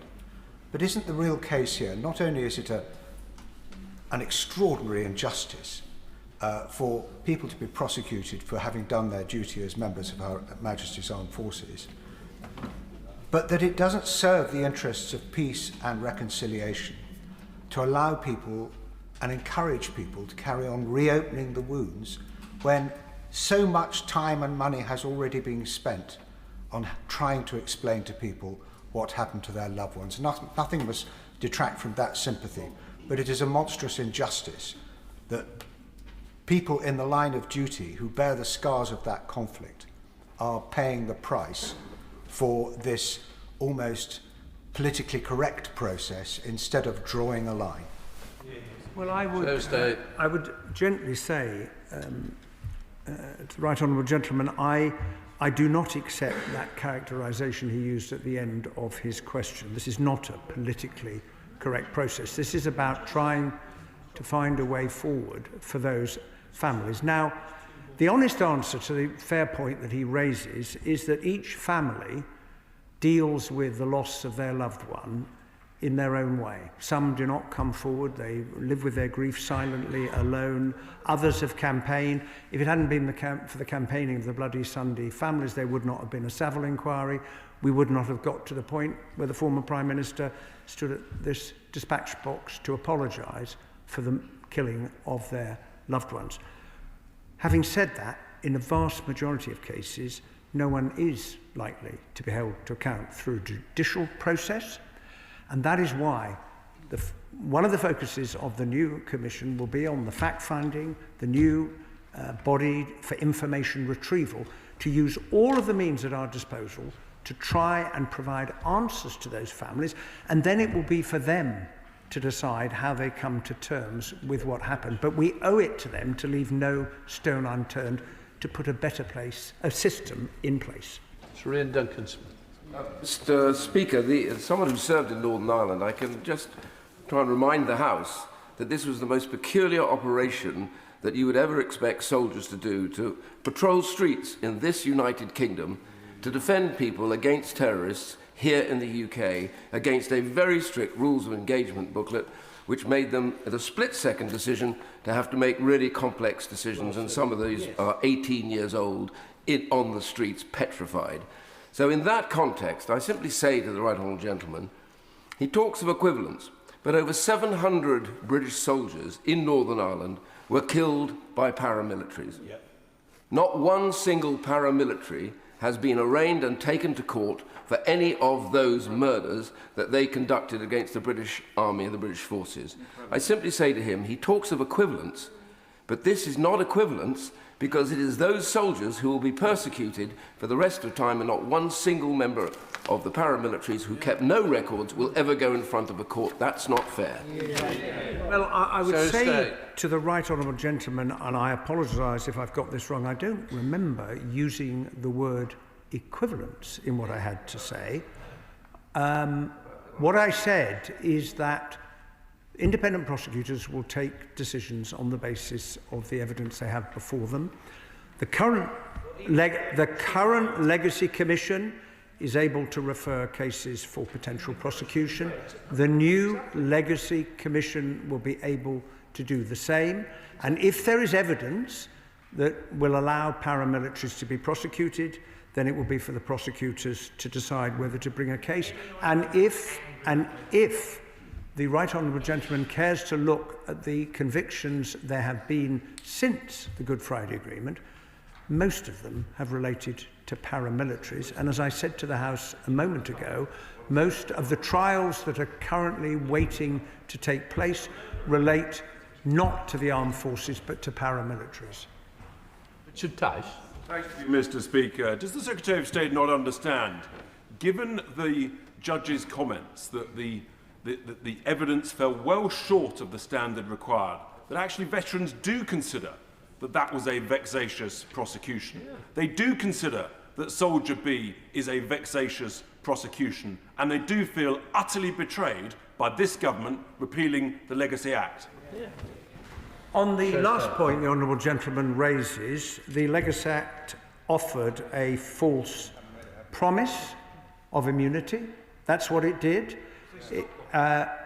It was found to be incompatible with our obligations. It had no support in Northern Ireland. At some point, those on that side of the House need to recognise it had no support in Northern Ireland. How can Northern Ireland move forward if the basis of the last government's legislation lacks that support? And in those circumstances, it is for prosecutors to take decisions.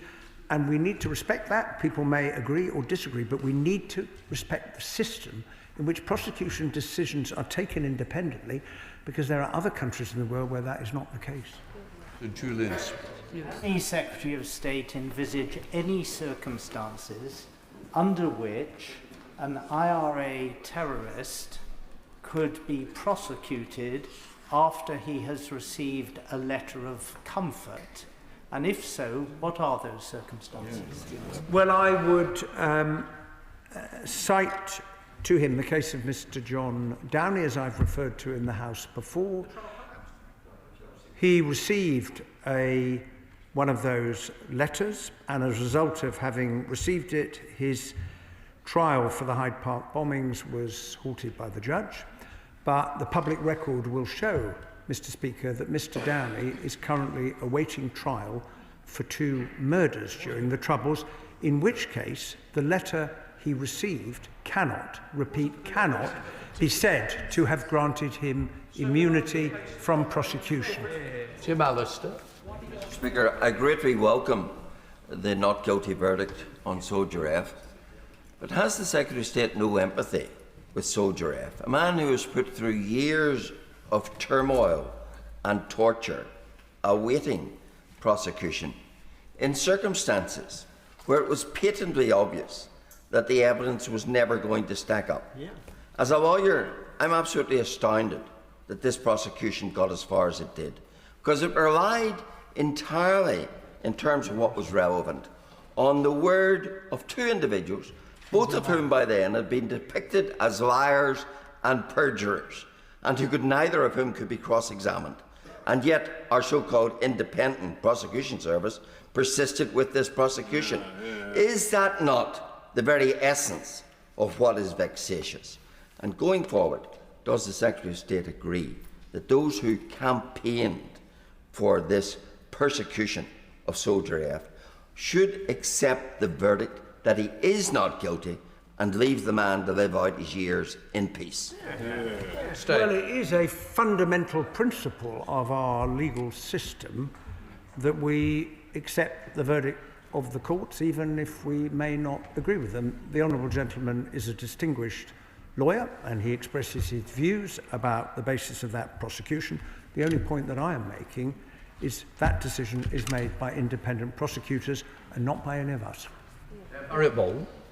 Thank you very much, Mr. Speaker. And 51 years ago this month, 21 people were murdered and 200 people injured in the Birmingham pub bombings. And last week, the Security Minister issued a statement saying that he would not be recommending a public inquiry, that instead the Justice for 21 could pursue justice via the Commission for Reconciliation that the Secretary of State's referred to.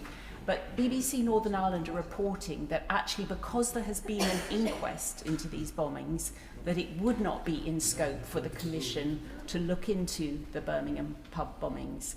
So could the Secretary of State at the dispatch box confirm to the families Justice for 21 that it would indeed be possible for the Commission to look into it? Secretary of State. It would indeed be possible for them to refer the case into the Commission. Jim Shannon.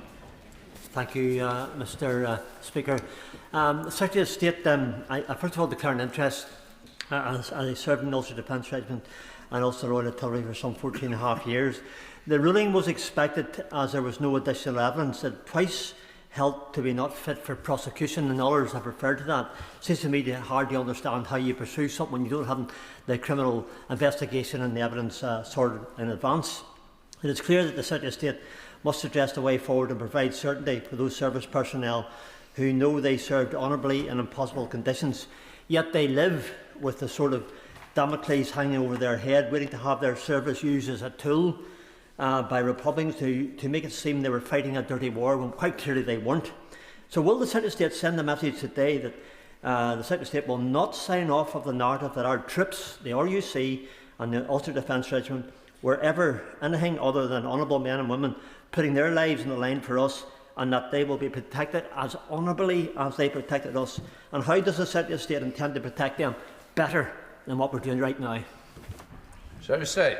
Well, the honourable gentleman will be aware of the protections that we have put in the legislation following the discussions I referred to earlier that we've had with veterans, and I join him again in paying tribute to the extraordinarily brave service of all those who served during the time of Operation Banner in trying to protect the people of Northern Ireland from the terrorists. I would make the point that I know the whole House would agree with. When some people argue there was no alternative to that terrorism, there was. And we saw it in the signing of the Good Friday Agreement and what happened thereafter. There was always an alternative, and that is why we should always support those who did their duty honourably. Good job. Thank you, Mr. Speaker. The Secretary of State balked at the word equivalence, so I have a go with another one. Does he believe that Northern Ireland terrorists should be treated equally in the same way as Northern Ireland veterans? And if he does, why doesn't he issue letters of comfort to the Northern Ireland veterans? Secretary of State. Well, the origin of the letters of comfort, or on-the-run letters, however one wishes to describe them, arose out of the time after the Good Friday Agreement, and the honourable gentleman will be well aware of that. But they did not, as I explained in answer to the right honourable gentleman's question a moment ago, they did not give anyone immunity from prosecution. And that is an extremely important point to make. And anyone who gives the impression that it gave immunity from prosecution is, I'm afraid, causing people unnecessary worry when the facts don't support it. Robin Swan. Thank you very much, Mr. Speaker. As we move to Remembrance Sunday, many of those who served in Operation Banner will reflect on comrades that they lost, comrades who were injured, and comrades who still suffer mentally in regards to the operation that they were deployed on, the British Army's longest continuous deployment. The Secretary of State from the dispatch box has said his Troubles Bill will bring strong protections for veterans. Mr. Speaker, it doesn't. It brings the same protections for everyone under that bill, including those who possibly perpetrated those murderous acts of terrorism in Northern Ireland. So what can the Secretary of State actually provide in regards to the continuous support for veterans, rather than something that actually isn't in the legislation but is promised by government, rather than is actually in the face of the bill? Well, I would say to the honourable gentleman that the protections were put in place for veterans after consulting veterans, and they are not unimportant. The ability to stay at home and to give evidence, the protection from repeated investigations, the right to seek immunity in a hearing of the Commission. You have the right to seek that in a coroner's court. There are, of course, the two protections: protection from cold calling, and also the right to be heard through the statutory advisory group that will be established working alongside the Commission, which will have representation from a member of the armed forces or a police force. And those are very practical changes we've made, which, as I said earlier, were not contained in the current Legacy Act. Very much, Mr. Speaker. The Secretary of State is right to say that this Remembrance Month underlines the debt of gratitude that we owe to those who serve our nation, but many in my constituency feel that that stands in stark contrast to the fundamental failure in our nation's duty of care to veterans of Operation Banner.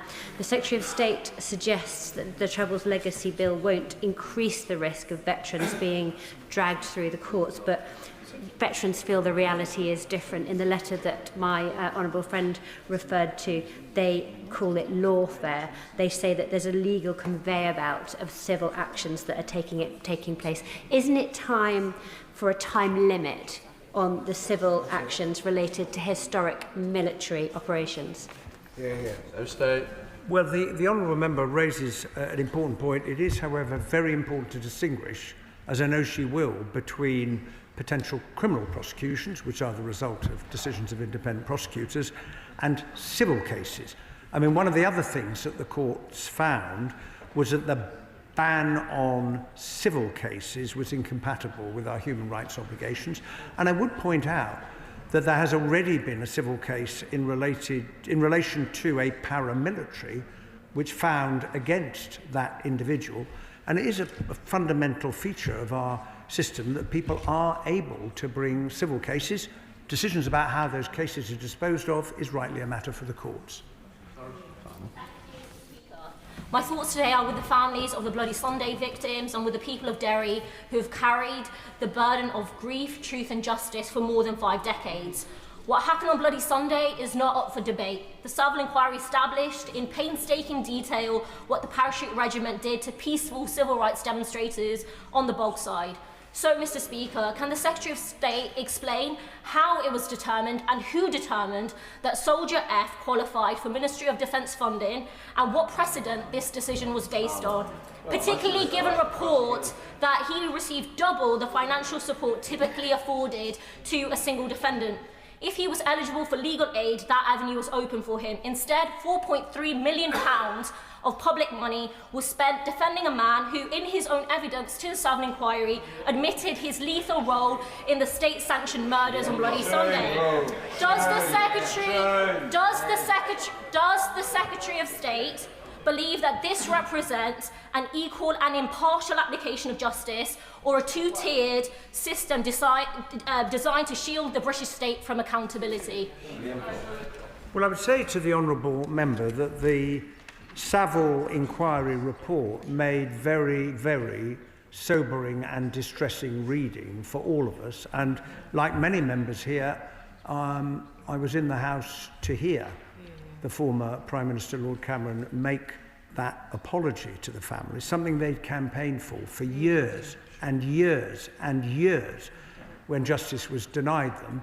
And I will always remember the photographs of the fish that came out of the window in the Guildhall in Derry, Londonderry, as they heard what the Prime Minister at the time had said from this dispatch box. On the first point that she raises, it is right and proper that the Ministry of Defence provides support to any veteran who is facing a criminal justice process. I think we would expect nothing less.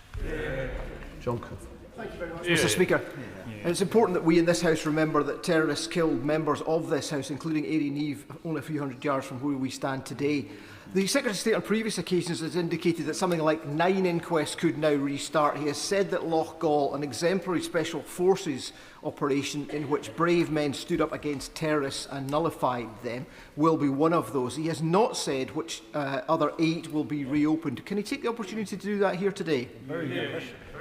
So, well, I will do so when we have been able to inform the families in those cases. I hope the honourable gentleman would accept that it's only right and proper that we inform the families first, and then I will make a list available. On the reason for the Loughgall inquest, as he will be aware, the former Attorney General on the 23rd of September 2015 said, and I quote, "Following careful consideration of a huge amount of material, I have come to the decision that new inquests into the Loughgall deaths are justified." Mr. Speaker, can the Secretary of State tell the House how it is compatible with the sovereignty of the United Kingdom to give the Irish government an official role, effectively a veto, over the new framework that the government proposes? And is he confident that the Irish state itself will do everything it can to ensure that its agents are held to account for any collusion that may have happened in atrocities carried out by Irish nationalists during the Troubles? The Irish government does not have a veto. I stood next to the Taoiseach, Simon Harris, and I made commitments on behalf of the British government, and he made commitments on behalf of the Irish government. And all of us in the House who wish families to get answers that they've been searching for so long should welcome the fact that the Irish government is prepared to move from where they are now, because they oppose the Legacy Act to a place where they will give it the fullest cooperation, and in the course of that, we all hope to provide more information, to give more families answers. That is what we are trying to do, and I hope the honourable gentleman will welcome the fact that the two governments are working together on this, because it will help families. Right, we'll let the front benches change over. Point of order, it is to this, yes. Sir David.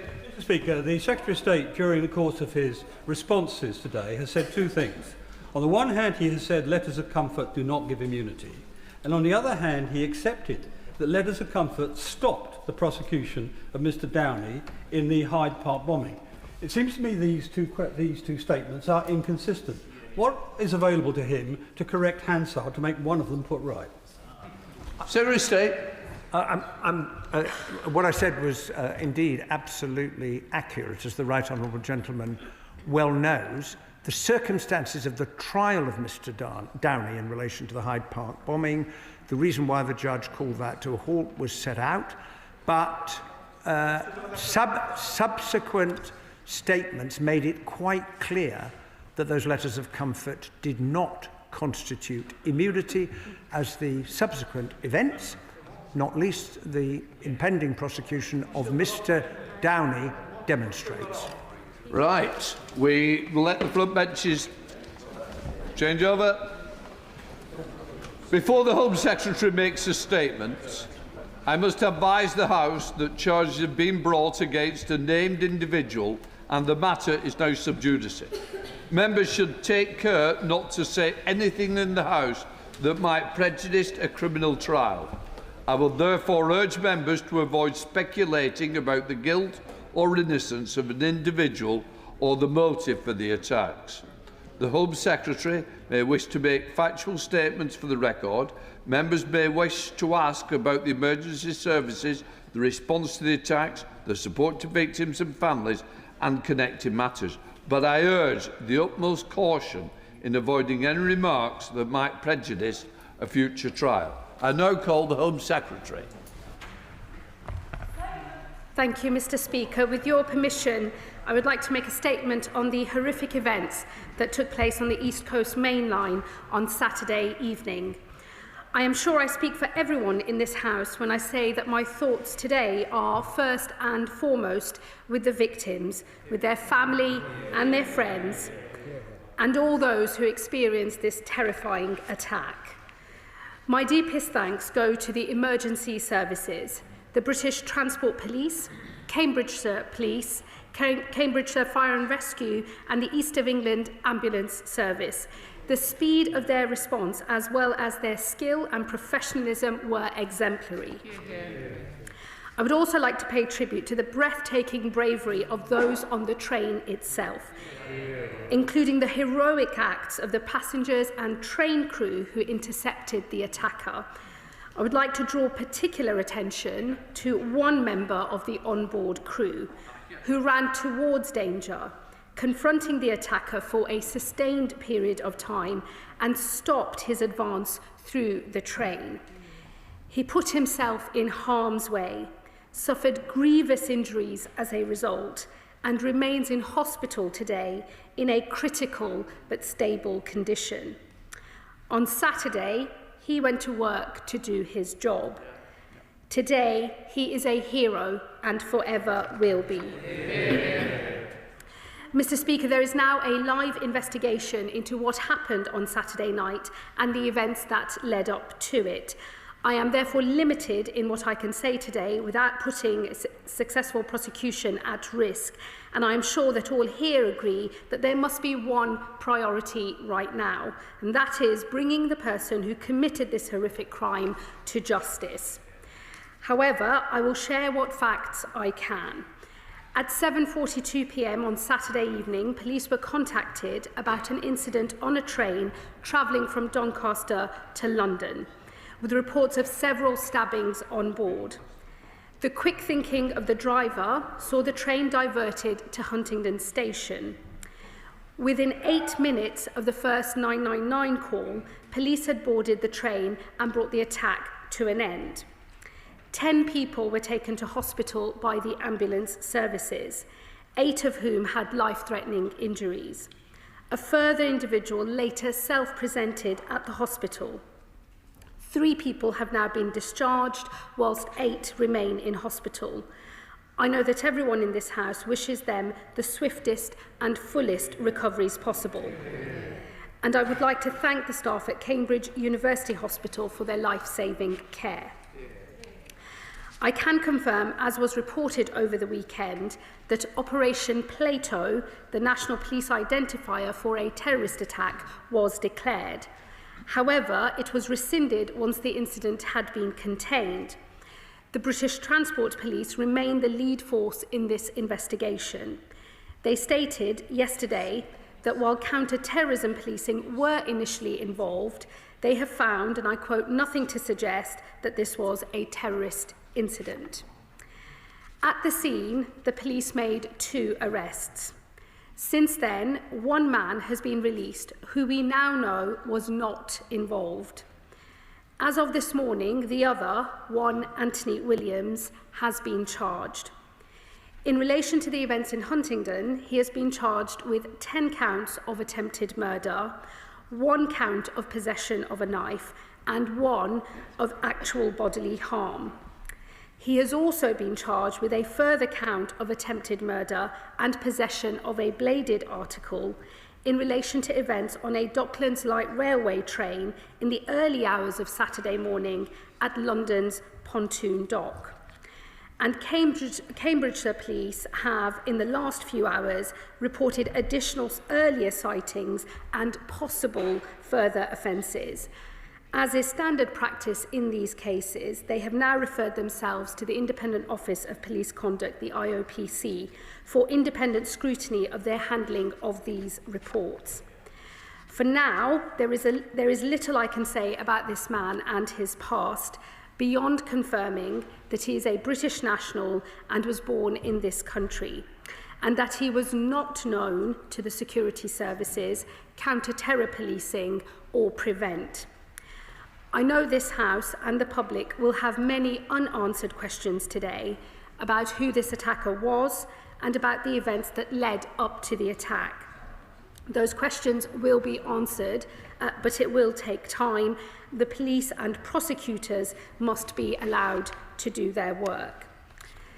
Since Saturday's attack, the British Transport Police have increased their presence at key points in the transport network, though it should be noted that their operational assessment of the risk posed on our trains has not changed, as this was an isolated attack. It was also, of course, a knife crime. This government is committed to halving knife crime within a decade, and progress has been made this year.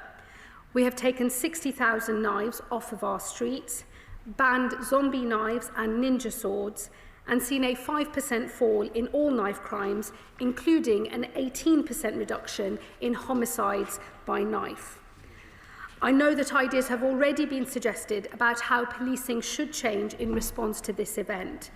Once the facts are known, we must examine what more might have been done to stop this horrific attack from ever occurring, and whether there are measures that we must now take to better protect the public on our streets and on our trains. However, that must be done when all of the facts are available to us. Madam Deputy Speaker, the thoughts of the whole House are today with the victims of this horrific crime, their families and their friends, and all affected by what happened on Saturday night. The sickening act of the man who committed this crime was the very worst of humanity. But the actions of those who responded, who ran towards danger to save the lives of people they did not know, was the very best of us. I know we all share in paying tribute to their extraordinary bravery today, and I commend this statement to the House. Shadow Secretary of State Chris Philp. Thank you, Madam Deputy Speaker. I thank the Home Secretary for advance sight of her statement. Our thoughts are with the victims of this appalling attack and their families, as the Home Secretary quite rightly said. I join her in paying tribute to the emergency services who responded so fast, and to the brave interventions by members of the public and the train staff that prevented an even worse tragedy from occurring. They are truly heroes. This attack has horrified and shocked the whole nation. People simply travelling by train were indiscriminately attacked. The horror the passengers experienced will likely stay with them forever. Anthony Williams has now been charged. As the Home Secretary said, he had been involved in previous incidents in Peterborough, and in the early hours of Saturday morning was also allegedly involved in an attack on the Docklands Light Railway in London. Will she confirm, as I've been told, that police in London knew Williams' identity following that? And if so, were Cambridgeshire police informed so they could track him down? In essence, I'm asking, were there any opportunities to have prevented this from occurring? The Home Secretary said that Williams was not previously known to the security services, counter-terrorism policing or Prevent. Can she also tell the House if Williams was previously known to the police more widely or to mental health services? Mr. Speaker, this all comes just weeks after a murderous Islamist terror attack on a Manchester synagogue and just days after the horrendous murder of Wayne Broadhurst by an Afghan asylum seeker, both using knives.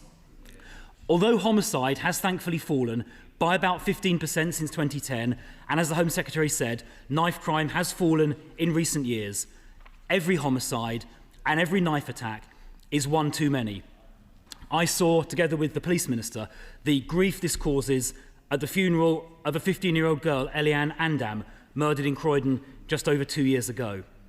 So, speaking in general, not in relation to this incident, does the Home Secretary agree that knife crime and knife homicide are still too high and we must do yet more? Does she agree that more knife crime offenders should go to jail? This is important because when offenders are in jail, they of course can't attack the public. Does she agree we need to ensure more people who carry knives, especially where they use them to threaten others, are jailed? I know of course there are pressure on prison places, but by deporting more of the 10,000 foreign nationals in prison, we could create more space. Madam Deputy Speaker, we also need to take more knives off our streets, and that means we have to dramatically increase the use of stop and search. A study this year by Professor Lawrence Sherman, the Met's former Chief Scientific Officer, found that raising stop and search levels in London to 2011 levels would lead to a 1/3 reduction in knife homicide. Some people complain that stop and search is used disproportionately in relation to some groups, but when measured in relation to the offending population, the disproportionality disappears, as set out by a recent policy exchange study. So, Madam Deputy Speaker, we should triple the use of stop and search to get knives off our streets and introduce year-round surge policing in the top 5% of high crime hotspots, which will of course include many train stations. We must also use technology more. There is work underway at the Home Office, which I know about, to develop technology to scan for knives at a distance, which it is hoped can distinguish knives from keys or mobile phones. And this, of course, could help police rapidly identify those carrying a knife in a public place. I wonder if the Home Secretary could provide an update on that development work, either straight away or, if you prefer, perhaps in writing later, because I really do think it could make a big difference.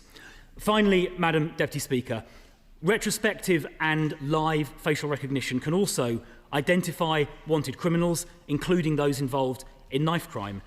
In Croydon Town Centre, the borough which the Police Minister and I represent in Parliament, in the last couple of years, around 200 wanted criminals, including 2 wanted rapists and others guilty of knife crime, who would not otherwise have been caught, were arrested using live facial recognition, and crime in Croydon Town Centre, including knife crime, has gone down as a result.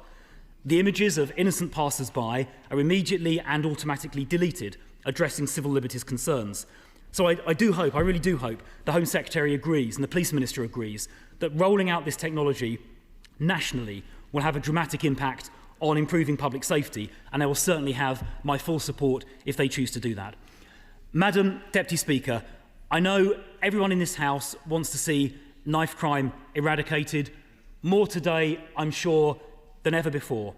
So I hope the House will also support the tough steps needed to eradicate knife crime, because we owe the victims of these appalling crimes actions as well as words. Secretary. Thank you, Madam Deputy Speaker, and can I thank the Shadow Home Secretary for his remarks, and in particular, as he opened his response, I know that the bravery of all of those who faced this attack on Saturday is something that has unanimous support across this House, and I thank him for the spirit in which he reflected that. He will know, in relation, as I said in my opening statement, in relation to the events in Peterborough, they are now the subject of an IOPC investigation. It's important that I don't say anything that seeks to get ahead of that, but I'm sure all of those questions will be answered in the fullness of time, and it is standard practice where there has been contact with police in the run-up to an event like this that those matters are referred to the IOPC to investigate and consider. He'll also know that I can't say anything in relation to the suspect who's been charged and any prior history or indeed any mental health health issues, because that would also be facts that are material to any future court proceedings, and it would be inappropriate for me or indeed anybody else in this House to comment or speculate on those matters today. And I would just ask that the words of the Speaker at the opening of this part of our session are remembered as we pose questions today. I agree with him that knife crime is far too high. This government is impatient to do everything it can to eliminate knife crime. It's why we've set ourselves an ambitious target, and we're pleased to have made some progress, though I agree with him that there is still much more to be done. And I hope on knife crime in particular, instead of playing politics across this House, where there is consensus, we are all able to work together in the spirit of trying to bring down the scourge of knife crime in our country. As I say, the numbers have gone in a positive direction, and I hope he will welcome that and work with us as we seek to make more progress. He referred to sentencing in particular. I do have to say, Madam Deputy Speaker, I think it's disappointing when members opposite do not reckon with the scale of the crisis in our prison system. This government inherited a prison system on the brink of collapse. It has meant difficult decisions ever since we have entered office in order to prevent this country from running out of prison places entirely. He will know that this government has deported more foreign national offenders since our term of office than was the case in the previous record under the previous government. Despite deporting record numbers of foreign national offenders, the scale of crisis in the prison system means that there are still more prisoners coming into the system than there have been places, and it is important, therefore, that the sentencing reforms are seen in that context. He will know, though, that it is the case that those who are in possession of a knife and who have been using that in a threatening manner do attract, the majority of those people do attract reasonably lengthy prison sentences. When we know more about the circumstances of this particular case, we will know if there are other lessons for us to draw and other areas of policy for us to consider. He referenced stop and search, and he, I think, lamented the issues around disproportionality. I hope I'm not putting too much of a spin on his remarks. I would just gently remind him it was a former Tory Home Secretary in the first 2010 to 15 Parliament that started speaking about disproportionate use of stop and search powers and changed the rules around stop and search to reflect the disproportionate use of that power of the previous government. But I hope he will recognise that the police already have the power to use stop and search where the intelligence suggests that that is required. That is an operational decision for police chiefs. And of course, the decision as to whether to stop and search someone where there are reasonable grounds and suspicion is an individual operational decision for individual police officers. This is a well-used power. It is a well-understood power. It is an important power that is in our arsenal for tackling criminality, and this government fully supports its lawful use. Let me also say on live facial recognition, it's this government that will very soon be consulting on a new legal framework to underpin the use of live facial recognition. He will know that when his party was in power, it was left to individual police forces, and I believe it was South Wales and the Met who first rolled live facial recognition out, faced lots of legal challenges as a result thereof. The government did not then change their policy, but this government will consult on a legal framework so that all police forces across the country can use live facial recognition technology, confident that they will not find themselves defending those decisions in courts in the future. And I've also supported the rollout of 10 specific live facial recognition units across the country, and will look to do more as well in the coming months. In relation to scans for knives, let me just say to him on tech more broadly, I think there is much more that we can do to use new and emerging technology in order to help us tackle this type of criminality. And I'm happy to write to him about our current plans, but I will be setting out more in terms of our broader position in the coming weeks. Madam Deputy Speaker, Knife crime is a terrible, terrible crime. It claims far too many lives in our country. It is important that we keep doing everything we can to bear down on the damage that knife crime causes and provide pathways for those who get caught up in the carrying of knives. That is an important bit of policy that we will carry on working on. But in relation to the attack that we are talking about primarily today, I do urge the House that before we draw broader policy conclusions, we wait until more of the facts are known. Select Committee Chair Ruth Cadbury. Thank you very much, Deputy Speaker, and I thank the Home Secretary for all her remarks and also the Secretary of State for Transport, who's here today, for her comments on the media this morning. And I share, as all members of this House do, their concern for the victims and their families and her recognition of the heroism of so many in this tragedy on Saturday. On behalf of my colleagues on the Transport Committee, I would like to pay particular tribute to all the staff of Avanti West Coast and Network Rail who responded so quickly, and in particular to the train driver who reacted so promptly to get the train to Huntingdon in order that the emergency services could meet it, and also to the onboard staff member who is in hospital after protecting passengers. Now, I know that people may be nervous of travelling by train now, and I thank the work the government and the police services have done to ensure additional police presence at our rail stations, as I saw at Waterloo as I came on my way in here earlier.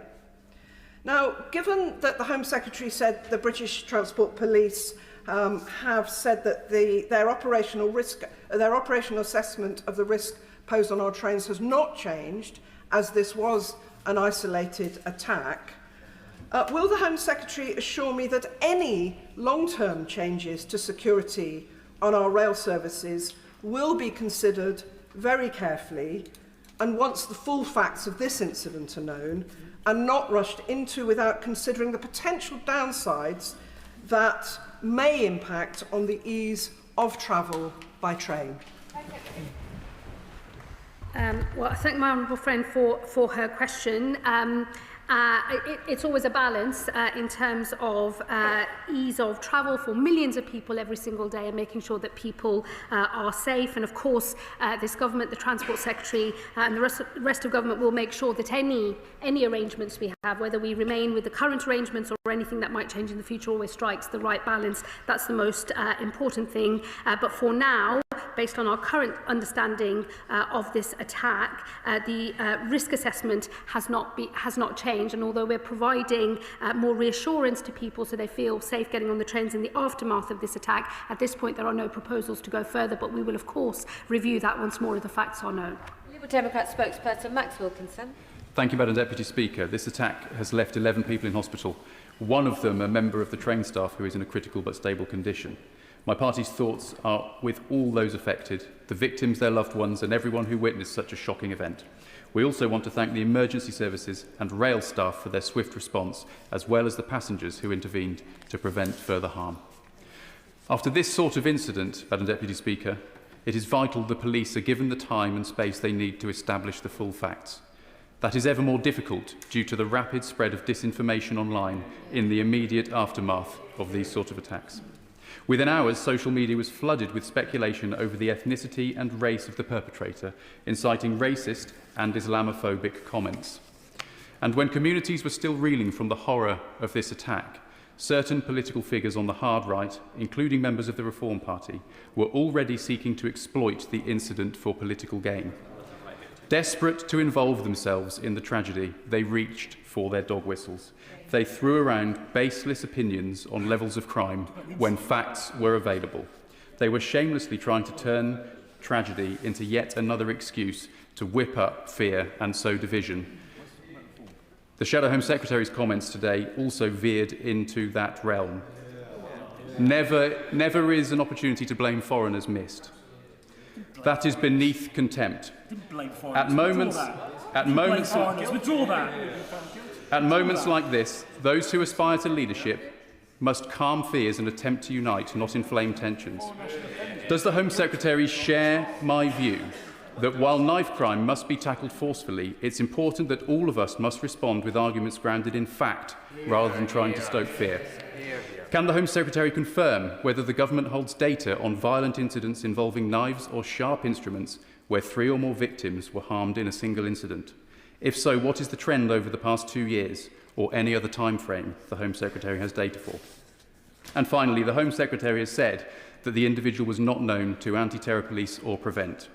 But when the facts are known, will she confirm that proper lessons will be learned about individuals who may pose a risk, be it as a result of mental health issues, an obsession with extreme violence, or other relevant factors?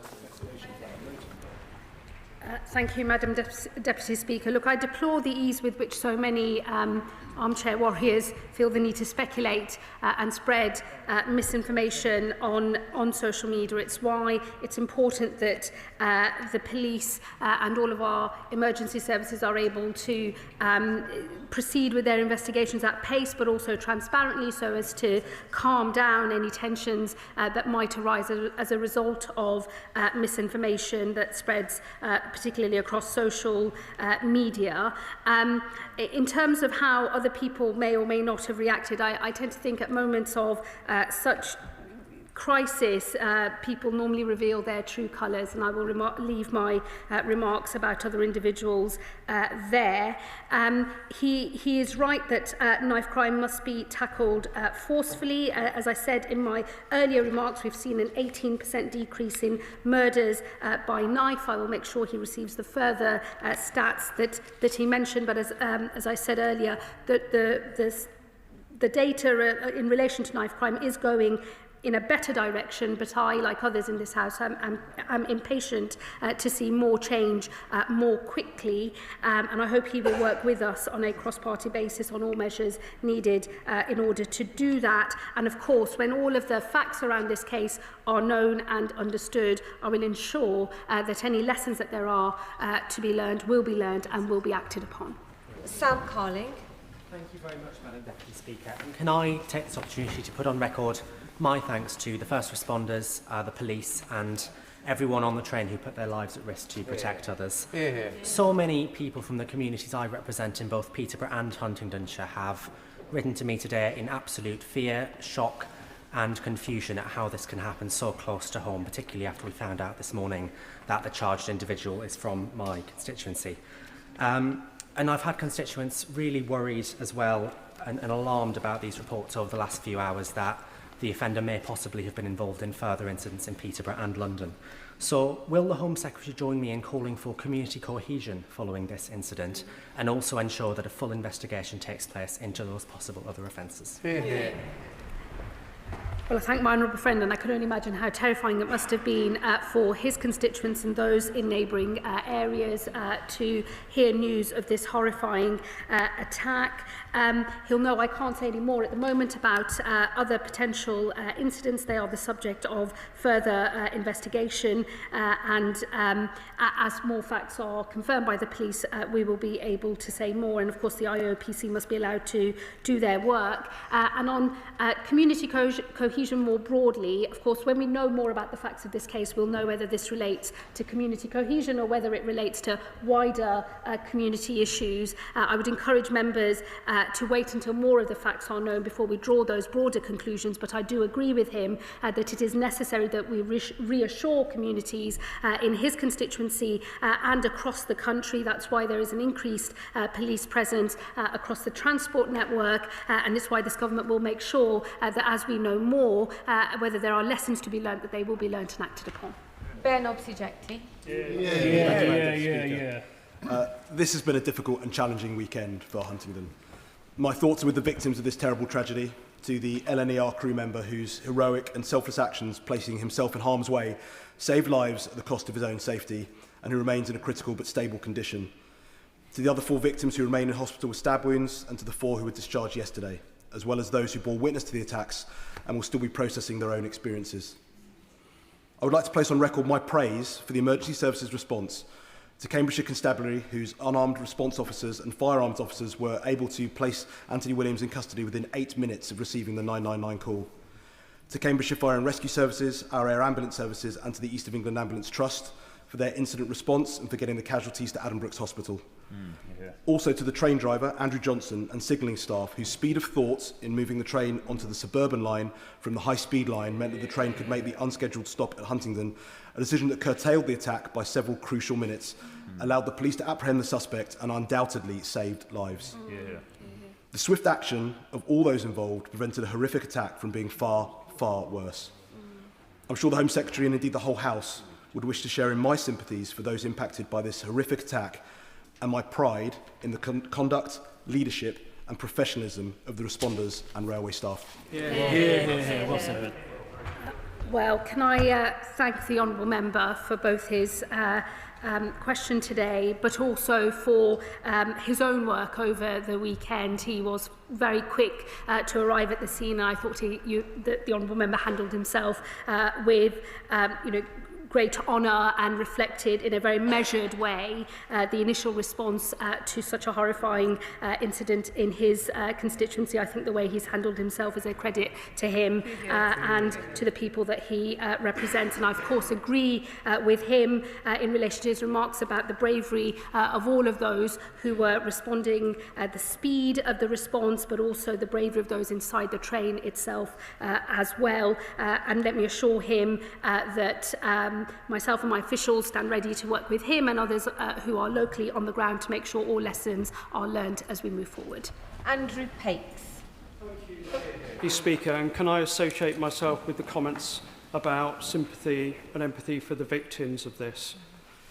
The names of Peterborough and the town of my constituency of my right honourable friend Huntingdon have flashed up across the news and around the world this weekend because of the terrible events we've seen happening on Saturday night. Madam Deputy Speaker, I don't want my constituency to be known just because of the acts of a single perpetrator. So can I pay my tribute to the police, the train staff, the first responders and others who stepped forward when the actions were needed to do that. And can I also pay particular tribute to my own constituent, train driver Andrew Johnson, and his ASLEV and RMT colleagues on LNER who went beyond the call of duty on that evening. They showed the best of British values and the true face of the county I represent and its people. We don't know all of the information yet, but there is great anxiety in Huntingdon and in Peterborough from many people locally, as well as this being a national issue. So can I ask my right honourable friend, can she confirm that we will go and move every mile to tackle knife crime, ensure our streets and public transport remain safe for everyone for years to come? Thank you. Well, can I also pay tribute to my honourable friend?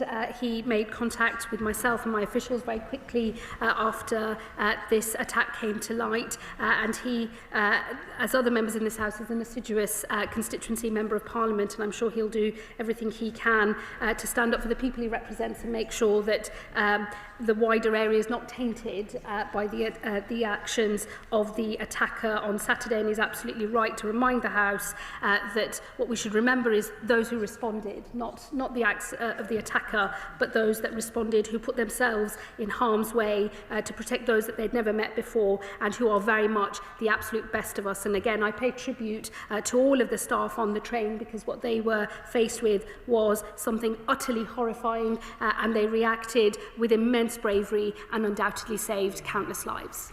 Dame Karen Bradley. Thank you very much, Madam Deputy Speaker. And can I thank the Home Secretary for her statement and associate myself with the tributes that have been paid to the emergency services, the train crew, and our thoughts with the victims. When we have more information, I'm sure my committee will want to look at what actually happened and learn lessons from it. But can I draw the Home Secretary's attention to our current inquiry on new forms of radicalisation? And can I ask that if there are things that come out of this inquiry that are relevant for my inquiry, my committee's inquiry, that we make sure that we learn those points and include them as soon as possible?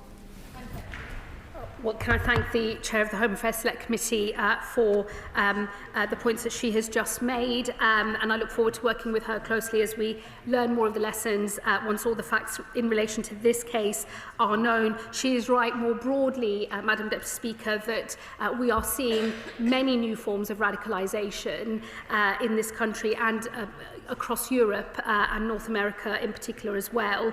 And it is important that we are always stress testing and challenging the response that government has to tackling those new forms of radicalisation. It will need a change, I think, longer term in our understanding of what motivates serious violent behaviour, and I'm sure that is work that she and her committee will continue with, and I pledge to work with them as we try to tease out more answers to these particular problems. Florence Shalami.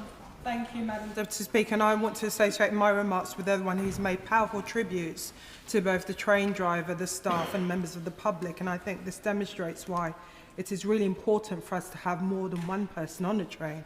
The train guards play a vital role in protecting passengers. My constituency is home to both Vauxhall and Waterloo, busy mainline stations. In under 6 weeks, we're going to have millions of people travelling on the public network service coming home for Christmas. Those people need to be reassured that train travel is an efficient and good way in terms of travelling across the country. My honourable friend, the Home Secretary, mentioned that there will be additional resources across the network for the next few weeks. Will that go on into that busy Christmas period? And this is an issue which obviously covers with the Department for Transport. There is the strange funding mechanism for the British Transport Police, and transport geeks will know that it's actually funded by the industry, not directly from the Home Office. But as we take on more control of the public network and the train service, this will fall onto the government. Is this an area that the Home Secretary and the Transport Secretary will be looking at and making sure we've got a funded, fully funded British Transport Police to protect people travelling on public transport? Well, thank my honourable friend for her question. The first thing I would say, Madam Deputy Speaker, is thankfully incidents as we saw on Saturday are very rare, and our train system is generally speaking very safe, and millions of people use it every day without incident. So we have a strong base, I think, to build on. But of course, given what has happened and the horrifying nature of the attack and the indiscriminate way in which victims were stabbed whilst on that train on Saturday, it is important, I think, that British Transport Police have made that decision to increase police presence across the railway network. It's an operational decision for them as to how extensive that is and how long that goes on, but we have a very good working relationship with British Transport Police. I've been very impressed with their response to this attack. I've been working very closely with them over the weekend. I do pay tribute to them and all of their officers, and I will be led by British Transport Police in terms of the operational decisions that they are making. On the wider policy questions that she raises, as more of the network is nationalised, I will of course pick up those conversations with the Transport Secretary. Charles. Deputy Speaker, more generally on knife crime, isn't there a disconnect though between what magistrates are able to do? For example, under the Restriction of Offensive Weapons Act, somebody can get a custodial sentence, let's say 51 weeks, and yet under the government's current sentencing bill, there will be a presumption that a 12-month custodial sentence will not be required. So I just wondered what the Home Secretary might do to try and get around that, to ensure that the magistrates do have more powers, more sentencing powers, given that, yes, possession of a knife is not the use of a knife, but clearly the one so often sadly does lead to the other. So there's clearly a legislative disconnect, and I hope the Home Secretary will look at that. Thank you. Well, can I thank him for his question?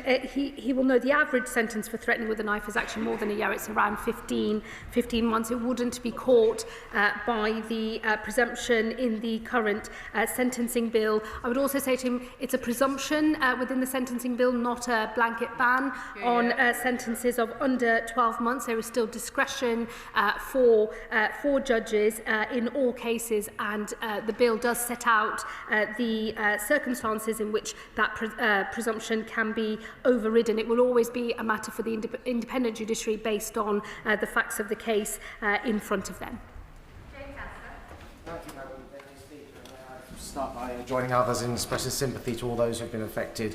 My thanks to the emergency services, the members of the public who got involved, and of course that train crew who acted heroically to protect their passengers.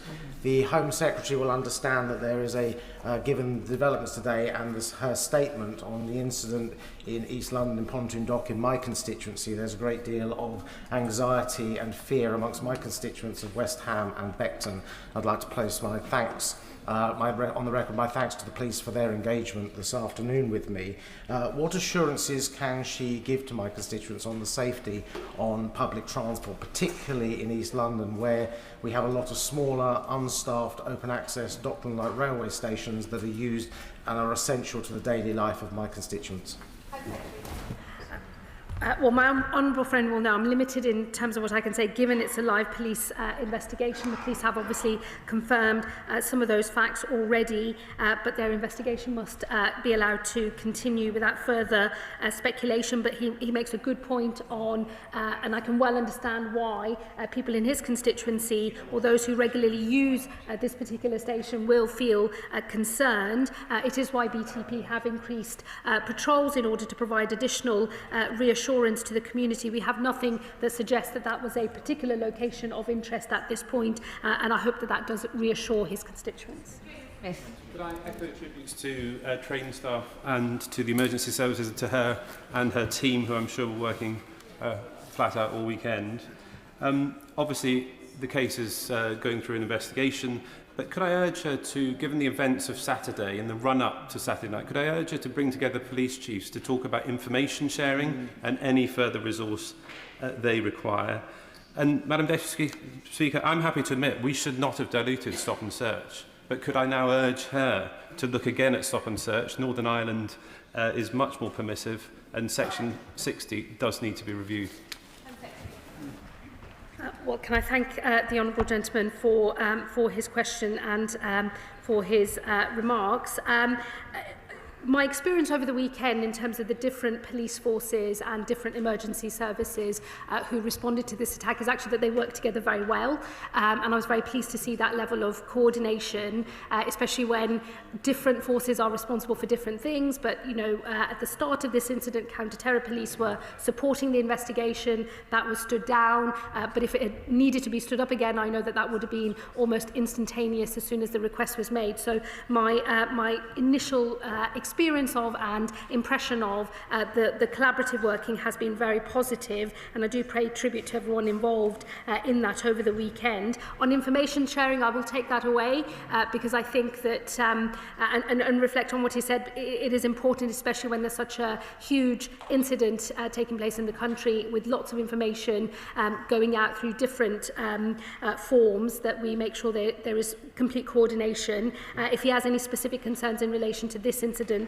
I'll be very happy for him to write to me, and I will ensure that I respond, but I will pick up that conversation with the NPCC and others as well. And look, let me just reassure him on stop and search. I think this is a very valuable tool that the police have. I will always want to see it used wherever it is appropriate to do so. My understanding and my conversations with police so far suggest that from their operational perspective, the powers they have work quite well. But of course, I will always be open-minded and be willing to look again at any of these issues should the advice from police change, or should the experience that we have of the way that the powers are used change as well. Picture.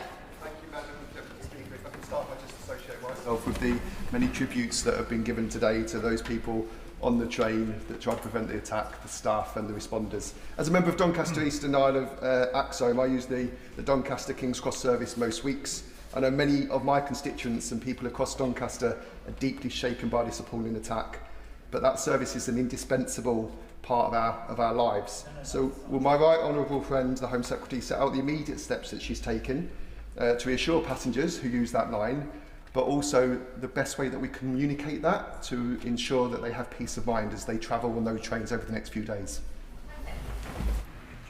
Well, look, I think we should all take confidence from the speed of the emergency services response to this attack, which has drawn justified and wide praise across this House today. As I say, the speed of that response meant the attack was brought to an end as quickly as possible, and many lives, I believe, were saved as a result of that response. And I do think that whilst the incident itself is deeply shocking, and I can fully understand that people who use the service on a regular basis will be feeling shaken by this news.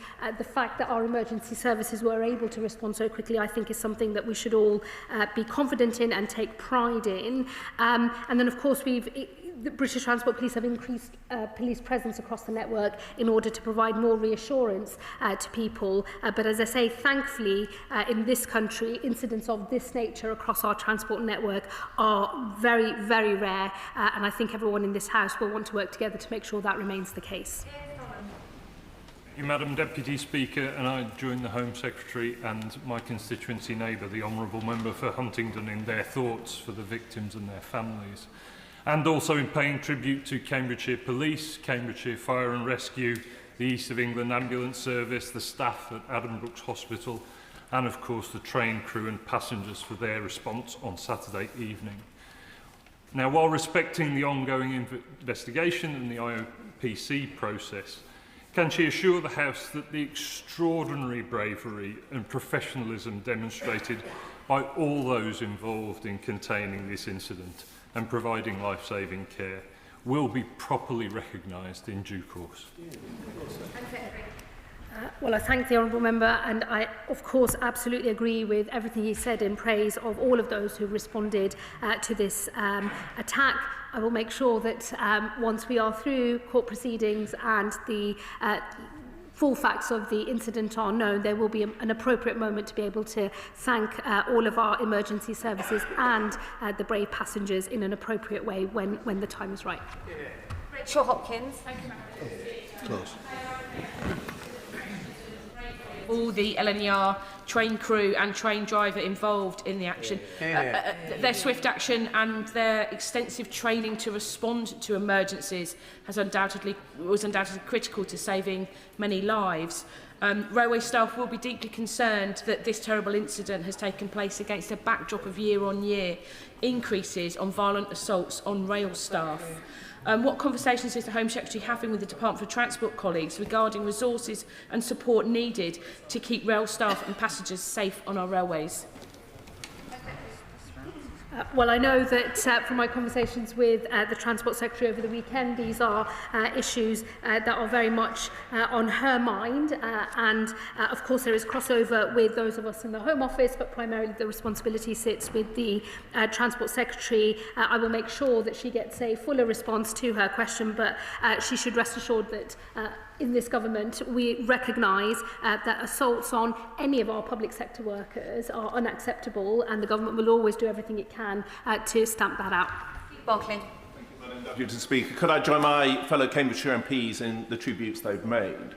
The Home Secretary, in her statement, indicated she was receptive to the deployment of facial recognition at railway stations. Could she clarify on the current timeline, what's the earliest date that would be deployed more widely? And given some of the early lessons coming out of this case, what scope is there for the government to accelerate that timeline? Well, the consultation that I referred to in my earlier remarks in terms of the legal framework for much wider use of live facial recognition will just be in the next few weeks, so that's all but upon us. I referred to the funding for 10 new mobile units which has been made available, and British Transport Police is preparing a pilot of live facial recognition technology at selected railway stations in London. It will run for a period of 6 months.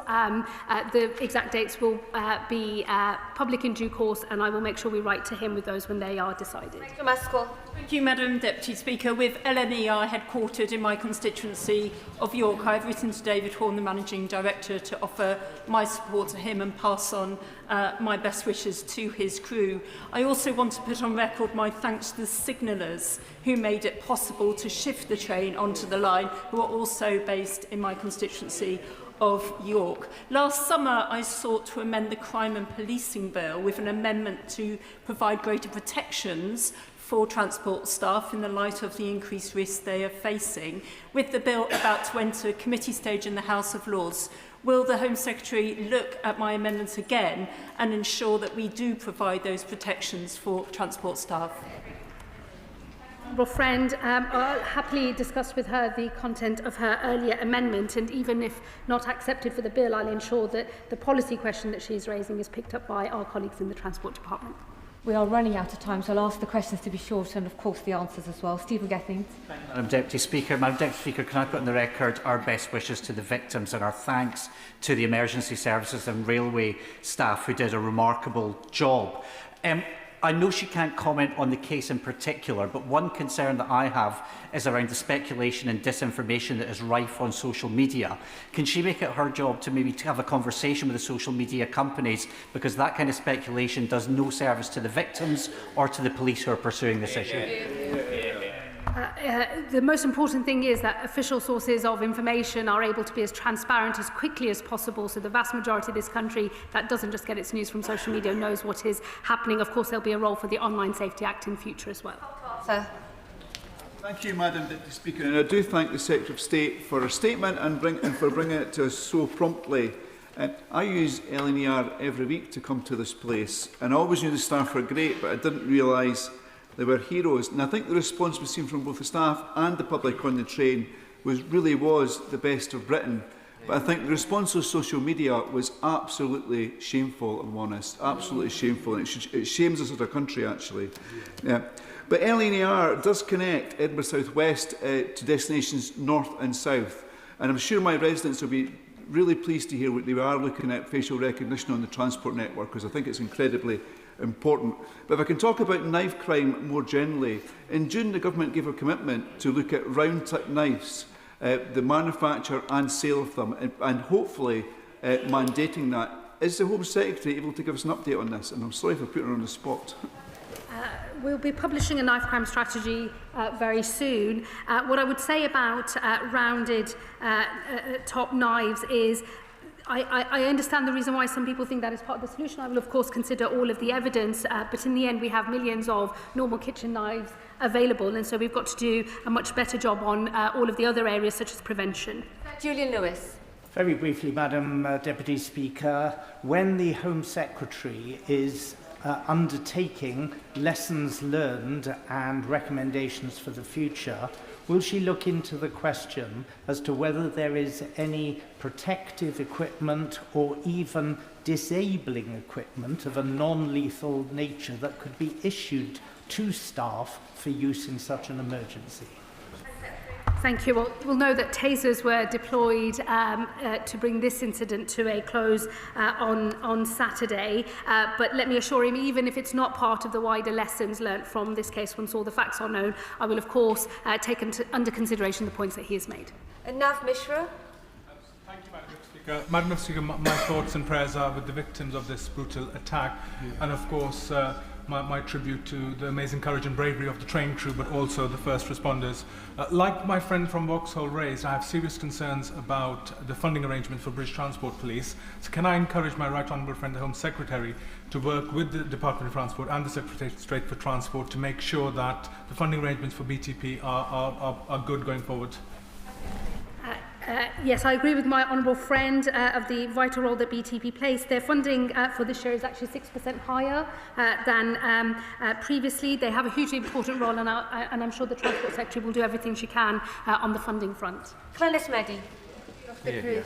Mine and Plaid Cymru's colleagues thoughts are with everyone affected by this appalling attack. They're also with the train driver, crew and staff whose quick thinking and decisive action helped protect many from the worst of outcomes. Will the Secretary of State join me in expressing gratitude for their bravery and for showing us all how crucial the presence of officers and sufficient staffing is to our public safety? Surveillance can help catch criminals, but staff on the ground saves lives. Here, good question. She makes a very good point, and it is undoubtedly the case that the staff on the ground in this incident saved lives. Neil Duncan-Jordan.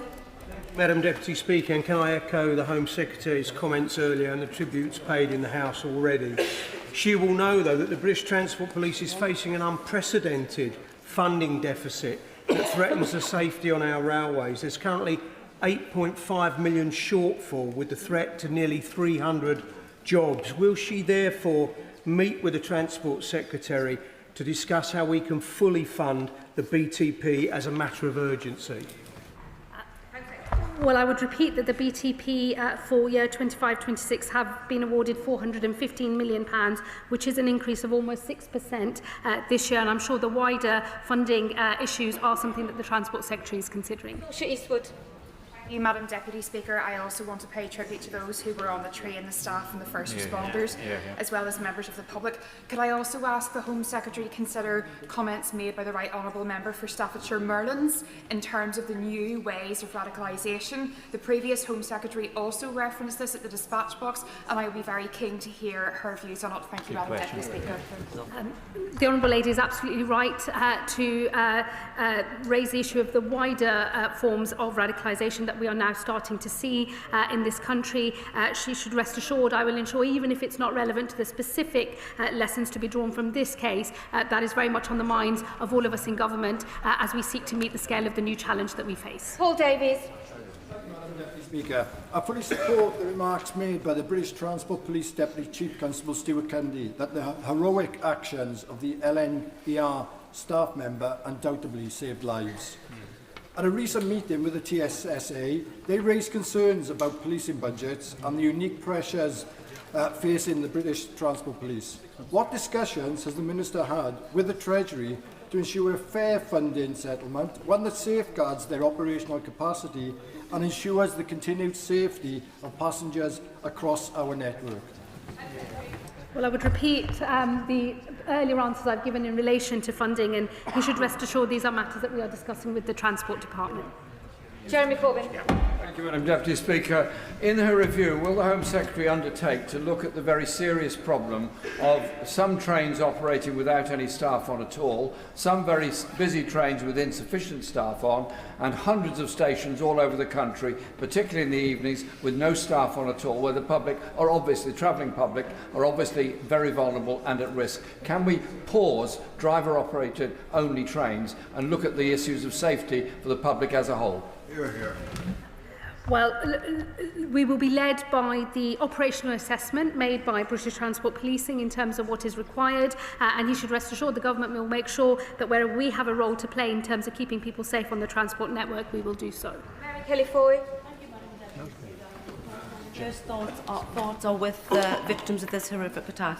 The RMT union has called for urgent meetings with the government, with police and the industry to ensure that we have the strongest resources and procedures in place to protect staff and passengers. Can she confirm that the Department for Transport and the Home Office will facilitate these meetings as soon as possible?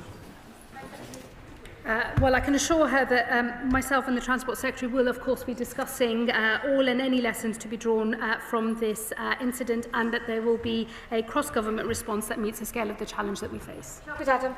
Madam Deputy Speaker, does the Minister share my deep concerns that when heinous incidents like this occur, certain political commentators and sadly certain politicians race to set the narrative behind such attacks as ethnicity or faith-based, or ideally both, rather than focusing on the key crime indicators like socio-economic deprivation, disintegration of youth services, addiction issues, lack of funding for our police force, or lack of mental health support facilities. Does she agree these factors matter much more than ethnicity, faith, or migration status of the perpetrator? Well, I think he's getting rather ahead of what facts are currently known about what lay behind this particular attack, so he'll understand if I refrain from making broader conclusions about the motivations here. I think it is important, learning the lessons of what happened after the Southport attacks, that government moves quickly and that police move quickly to make all shareable information available to prevent the spread of disinformation and potential public disorder. That is the end of the statement on the response to the Huntingdon train attack. I'll give the front benches a few moments to shuffle over. Order, Ruth Cadbury. I ask that the record be corrected? I inadvertently said Avanti West Coast. I must have been thinking of the derailment and not the tragic incident, which was, of course, on LNER. Thank you so much for the correction. Now duly on the record. Please seated. Point of order. Is it really a point of order, Jim Shannon? There isn't. In my constituency of Strangford today in Portavogie, a young man was killed in a knife attack, and I think perhaps maybe in order for mention that there, and perhaps the House would join me. Mr. Jim Shannon, that is very important, Mr. Jim Shannon, but we cannot continue that statement. It is now concluded. Point of order, Chris Phillips. Very briefly, I think the Home Secretary may have misheard me during my question. I was saying that I was not concerned about disproportionality of stop and search because when you compare it to the offending population, there is no disproportionality, and I was encouraging further use of the tactic. Just wanted to make sure the Home Secretary had heard and received that message. The Home Secretary has most definitely got that on the record. I will now continue with the business of the day. The clerk will now proceed to read the orders of the day. Public Office Accountability Bill, second reading. Now. Prime Minister, to move second reading.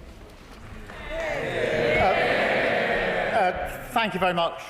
I beg to move that the bill be now read a second time.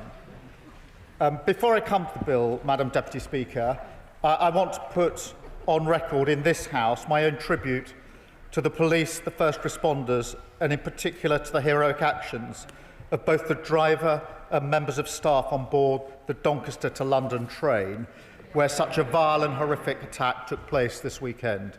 We all share in the revulsion of this shocking incident, but there's no doubt that their collective action, their brave action, saved countless lives, and I know the whole country is grateful for that.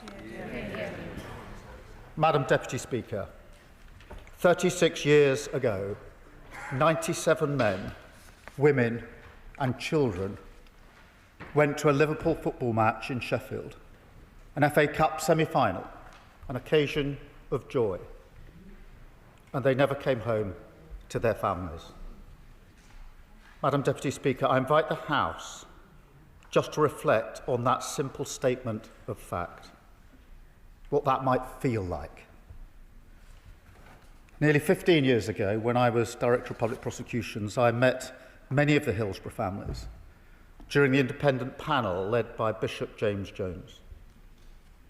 I will never forget what they told me, their testimony, painful to tell, painful to hear, including the testimony of Jenny Hicks, who told me how she and her husband drove their 2 teenage girls to the game that day. They had to drive back later with an empty back seat. Every single story, every single experience, painful to the core, unimaginable to the core. And so, Madam Deputy Speaker, before I come on to the bill and the contents of the bill, I want to begin this debate with a simple acknowledgement, long overdue, that the British state failed the families and victims of Hillsborough to an almost inhuman level.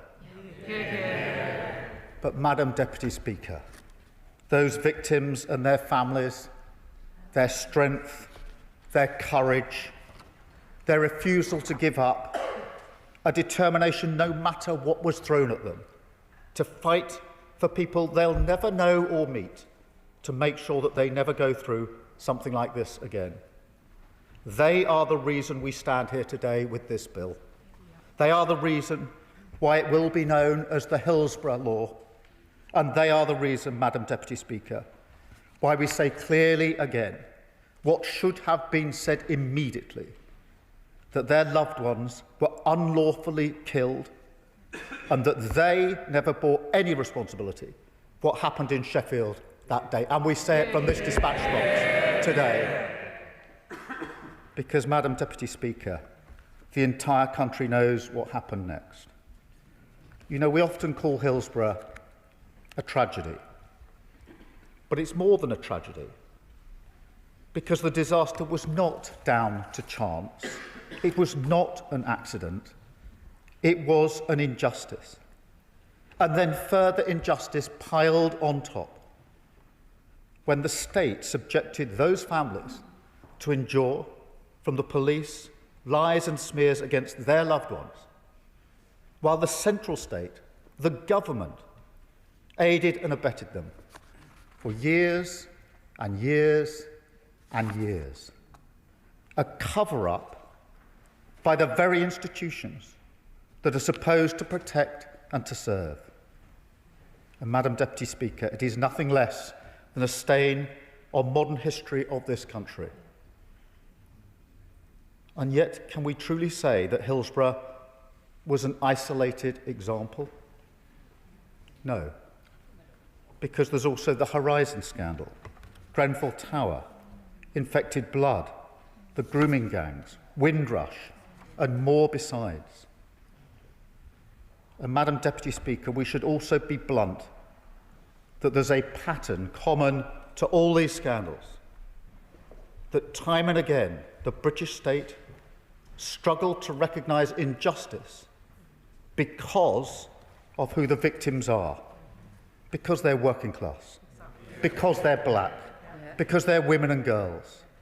That is the injustice that this bill seeks to correct, and I hope it commands the support of the whole House. Yeah. I will. Most grateful. Would you agree there are a couple of things missing from this otherwise excellent bill? The first is an acknowledgement of the role that the media played in covering up many of the wrongs that happened. And the second is a national oversight mechanism, something that will ensure that when recommendations are made, that they are carried out. I'm grateful for the intervention, and of course we must acknowledge the role of the media and others played in this. This was a cover-up at so many levels.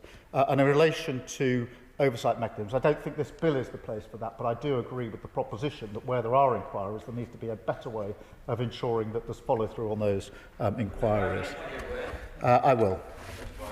The Prime Minister has listed a litany of scandals where there has been cover-up. Would he reflect and include in that the Chinook disaster, where there has been repeated attempts to cover up the truth, the state of the aircraft that was sent out that night, in which we lost so many valued members of our intelligence service? Isn't that something that now a wrong that now needs to be righted?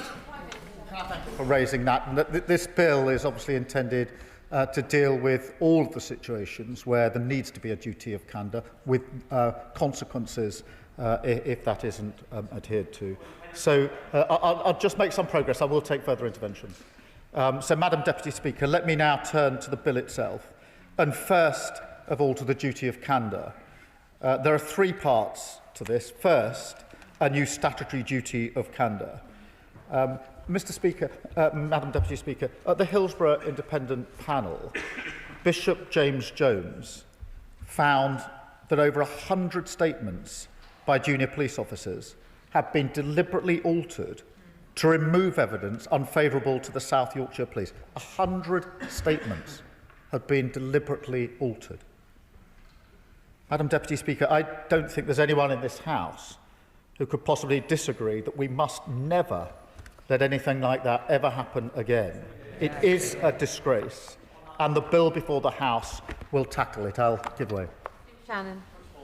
Can I commend the Prime Minister and Government for bringing this bill forward? I think it enheartens us all to see the content of it. Does the Prime Minister not agree that with the rise of social media, there is more public scrutiny than ever before and less trust in the institutions?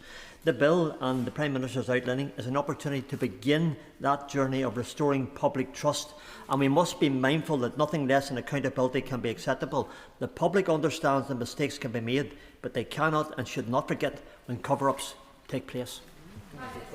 His intervention, and the bill, the legal provisions to ensure this can never happen again as a matter of law. But I've been clear, and I've said to the families on a number of occasions, it's the culture as well that has to change. The culture has to change. So the bill is the architecture, but the culture has to change of the state. Yes, of course. I'd like to thank him for giving way. Charlotte Hennessy, whose father, Jimmy Hennessy, was unlawfully killed at Hillsborough, has had conversations with the Prime Minister where he has assured her that the law does not need to be watered down and will be delivered in its entirety. She's in the chamber today. Will he make that promise in this House today? Absolutely.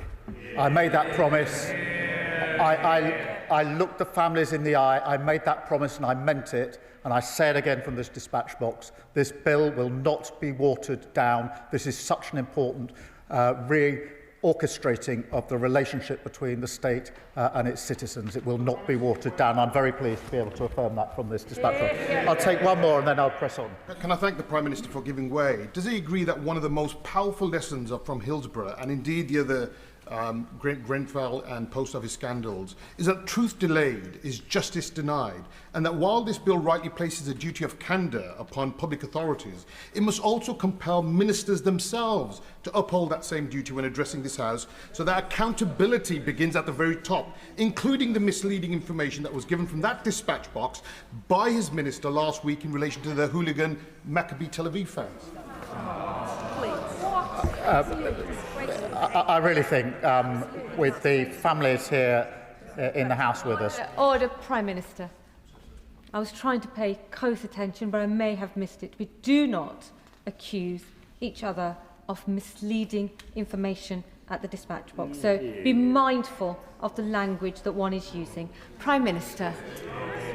Thank you. I also think that we owe the families a better way to have this debate than descending into party political point scoring, and I hope we can continue the debate in that way, because this bill will tackle that injustice, so that when tragedy strikes and the state is called to account at inquiries, inquests, and other investigations, public officials, from police officers to the highest offices in the land, will be subject to that duty, which means that an injustice like this can never again hide in some dark corner of the state. Madam Deputy Speaker, failure to comply, failure therefore to act with candour, transparency and frankness, will now carry criminal penalties, including being sent to prison. Yes. I am very grateful to the Prime Minister, and as a sponsor of the Honourable Member for Liverpool and East Derby's Private Members Bill, I fully welcome this bill's introduction, and I welcome that protections include criminal offences of misconduct in public life. Could the Prime Minister assure me and others that these new offences will be able to be applied retrospectively? No, they won't be able to, but that's not a deficiency of this bill. That's a long-standing constitutional rule. It's about what moves in terms of offences that move forward. But can I just make this point, because I do think it's important. These measures will apply across the United Kingdom. And I would like to place on record my thanks to the devolved governments for their collaboration on this. I can also announce the government intends to bring forward an amendment to extend the duty to local authority investigations in England, which will make sure that when an inquiry or investigation is set up by a local authority, for example, the Kerslake inquiry into the Manchester Arena bombings, there can also be the duty of cooperation and candour in the search for the truth. I will. Extremely grateful to the Prime Minister for giving way, and I recognise the strength of the case that he's making. He will understand the interest the Intelligence and Security Committee has in Clause 6 of this bill, which provides for certain exemptions for those who work for the intelligence agencies. What it then says is that those people should report internally within their organisation information that may be of use to an inquiry or investigation. Would he give some thought to how the government might develop the concept of what then happens to that information, about which the bill is broadly silent? And he will understand that many will be concerned to ensure that when information is reported internally within the intelligence agencies, it nonetheless finds its way to those who should have it, in order to make a reassurance of what the government is seeking to achieve, I think, more broadly in this bill. Thank you for that intervention. Obviously, a lot of thought's been given to that particular issue of the security and intelligence services. What the bill, therefore, does is to be clear that the duty applies, but has a different way of applying it. And I think that gets the balance right. And obviously, there are various national interests to public interests to protect in so doing. I will give way. I'm very grateful to the Prime Minister for giving way, and I congratulate him and thank him for bringing forward this bill. This represents an epic struggle by the Hillsborough families, and they're to be much admired and praised. But this will extend beyond this, as the Prime Minister has said. Can I thank him on behalf of the families who suffered great loss under the auspices of the Tees Eskin Weir Valley NHS Trust, Christy Harnett, Nadia Sharif and Emily Moore, as they were lacking that duty of candour when those terrible tragedies struck. And I hope that he can give consideration to a full judge-led public inquiry, because they are in search of truth, justice and accountability. Well, I thank him for that intervention, and just for his reassurance and for the reassurance of the House and for the families and all the others affected by these scandals. These are provisions in a bill, they're clauses in a bill, they will soon be sections in a piece of legislation. But they're more than that. They're a changing of the nature of the relationship of the state and its duties to its people. And that is so important. Yes, this is the legal architecture, but something much bigger than this has to be put in place. I will take this intervention and I'll come behind. I thank the Prime Minister greatly, and I welcome this bill. Could I ask him to reassure me and my constituents that those organisations which are contractors to public authorities and public bodies are covered by the provisions of this bill as well, because it's important that where responsibilities defrayed to other bodies, that they too are captured by the clauses in this bill. She anticipates my next point, but I will make it and then I'll take the intervention from behind, because we have to recognise that some scandals, such as the Post Office Horizon scandal, the boundaries between the public sector and the private sector are complicated. And Clause 4 in this bill applies the duty to some private bodies for that very reason, in answer to her question. In particular, those delivering public functions, those with relevant health and safety responsibilities, as well as relevant public sector contractors. So in the Home Office, in the Post Office case, Fujitsu, for example, for that very reason, because we have to recognise that it's blurred, and we need to make sure that the duty extends appropriately. Yes. I will. No, I'll give way here. I'm grateful to the Prime Minister for giving way. He knows that for over 2 decades, the legal system failed to provide truth and justice to the Hillsborough families. And it was only a non-legal process, the Hillsborough Independent Panel, that finally set things right on the road to truth, justice and accountability. Does he see any prospect, therefore, of us including in the legislation at a later stage provision to ensure that the Hillsborough Independent Panel type process can be offered to families who are involved in future disasters to try and circumvent this long-standing failure of the criminal justice system and the justice system to offer truth and accountability quickly to families? I'll start by thanking her for her work and campaign on this over many, many years. And she makes a really powerful point about the independent panel. I first met Bishop James Jones 15 or plus years ago now, and I genuinely think he was amongst the first to listen properly, knowing what listening means, to those that were giving evidence to his panel, which is why he was so well received and respected in the report that he made, and we will certainly give consideration as to whether panels of that like in future can serve a useful purpose. I'll take the other attention. I thank the Prime Minister for giving way, and he's been very generous in taking all our questions. And I want to congratulate him for introducing this particular piece of legislation.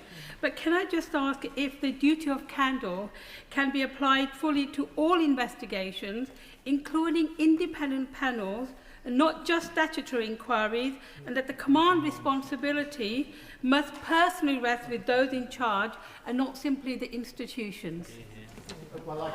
It does apply to non-statutory inquiries, so her point is covered within the bill. Madam Deputy Speaker, I'll press on. The second part of the duty of candour is a professional duty, of candour for all public servants, because the Nolan principles of public service, honesty, integrity, accountability, selflessness, objectivity, openness and leadership, they're not some kind of optional extra, but the very essence of public service itself. So every public authority will now be legally required to adopt a code of ethical conduct based on these principles and set out consequences for staff who do not comply, including disciplinary sanctions up to and including gross misconduct. Yes. Giving way. This piece of legislation is a huge step for accountability and transparency for families who must feel like the most impossible of circumstances. Some of those families are living in my constituency and next door in Corby, who are still trying to get clarity about the possibility of dumped toxic waste and contaminated land causing health complications. So could the Prime Minister spell out how this bill will ensure that any public official who abuses their power and tries to cover it up will be held accountable? Yes, I can confirm that, and I want to emphasise the point again because it is so significant that out of the most unbelievable suffering, these families, these victims, have pushed for a change that took far too long, but will now benefit and safeguard people that they will never meet, they will never know, and I find that kind of campaigning humbling, and we thank them for it. Madam Deputy Speaker, I'll just make a bit of progress and then we'll take further interventions. Finally, in relation by a new criminal offence of misleading the public, which is aimed squarely at public servants who willfully mislead the British people in a reckless, intentional or improper way. Cases like Hillsborough, where lies and dishonesty from the state grievously harmed the very people it was supposed to serve, and that must never happen again. But, Madam Deputy Speaker, the bill is not just about the duty of candour itself, because anyone familiar with how justice failed families and victims must also recognise that the lack of parity in our legal system played a significant role. I remember Margaret Aspinall, who I met many years ago now, who's with us today, telling me that she had to scrape together every last penny for legal representation, including the money paid out by insurers for the death of her son, James, who at the time was pretty much the same age as my son, who comes to football with me. That's what she had to do, and we have to recognise that injustice piled on the other injustices. Yes, of course. I'm very grateful to the Prime Minister, and can I also join those across this House in welcoming this important legislation and welcoming and aligning myself to all the points the Prime Minister has made. Will the Prime Minister also join me in paying tribute to my honourable friend, the member for Liverpool West Derby, for his tireless campaign to push for this law to reach the statute books? Hear, hear. And the Prime Minister is absolutely right. Grieving families have faced the might of the state alone, forced to crowdfund lawyers while public bodies hired whole legal armies. Does he agree that by guaranteeing legal aid at the inquest we can finally end those David and Goliath battles for justice once and for all? Hear, hear. Well, can I absolutely extend that tribute to the member for Liverpool West Derby, who I think was at the game and has campaigned tirelessly in this place and beyond this place to help us get to the position today where we can introduce this bill. So I do pay tribute to him. I'm very pleased to do so from this dispatch box as we introduce this important legislation. I'll just make some progress and I will come to the honourable member. Because, Madam Deputy Speaker, on the question of parity, what happened and happens in so many cases is that families either have to scrimp and try to find the money for legal representation or have none. And what are they met with at inquests and inquiries? The Hillsborough families were met with this. The working people who have had to save for justice, they were met time and again by armies of state-funded lawyers, the deep pockets of the state taxpayer money harnessed for the explicit purpose of fighting against justice. So this bill aims to correct this inequality, so justice and the state serve all, with a new duty on public authorities to engage lawyers at inquest and inquiries only where necessary and proportionate, and to ensure that their representatives behave with the sensitivity and respect that victims and their families deserve. Madam Deputy Speaker, the bill will also ensure that no bereaved family has to face an inquest alone, with the largest expansion of legal aid in a decade, granting access to free legal aid for all inquests where the state is an interested party, so that working people like Margaret and the Hillsborough families will never again be faced with such inequality on legal representation, or, as in many cases, simply left with none. I will take the intervention, I promise. I thank you, Madam Deputy Speaker, and I thank the Prime Minister speaking very powerfully about families and about the human stories, and I commend him for the number of human stories that he has actually talked about today in this place. Would he therefore agree to meet with the families of the Chinook disaster when 29 lives were lost and 2 pilots wrongly blamed? These families have been consistently refused even a meeting with ministers, officials and indeed Prime Ministers that have gone before. Will he do the right thing and meet with them and ensure that this bill covers them also? I think there may have been meetings, and if not, we'll get meetings set up. I'm being told there will be one, but I will take on board what she says and make sure that there are the appropriate meetings and update her as to exactly what form and when they'll take place. Madam Deputy Speaker, this rebalancing of legal representation is a fundamental change in the balance of power in our justice system, and I genuinely hope that across the House, the whole House will support it, because, Madam Deputy Speaker, taken together, the measures in this bill can be a landmark piece of legislation. I'm determined, as I've already said in intervention, having given my word to the Hillsborough families, having worked in partnership with them on this legislation, that this bill will not be watered down.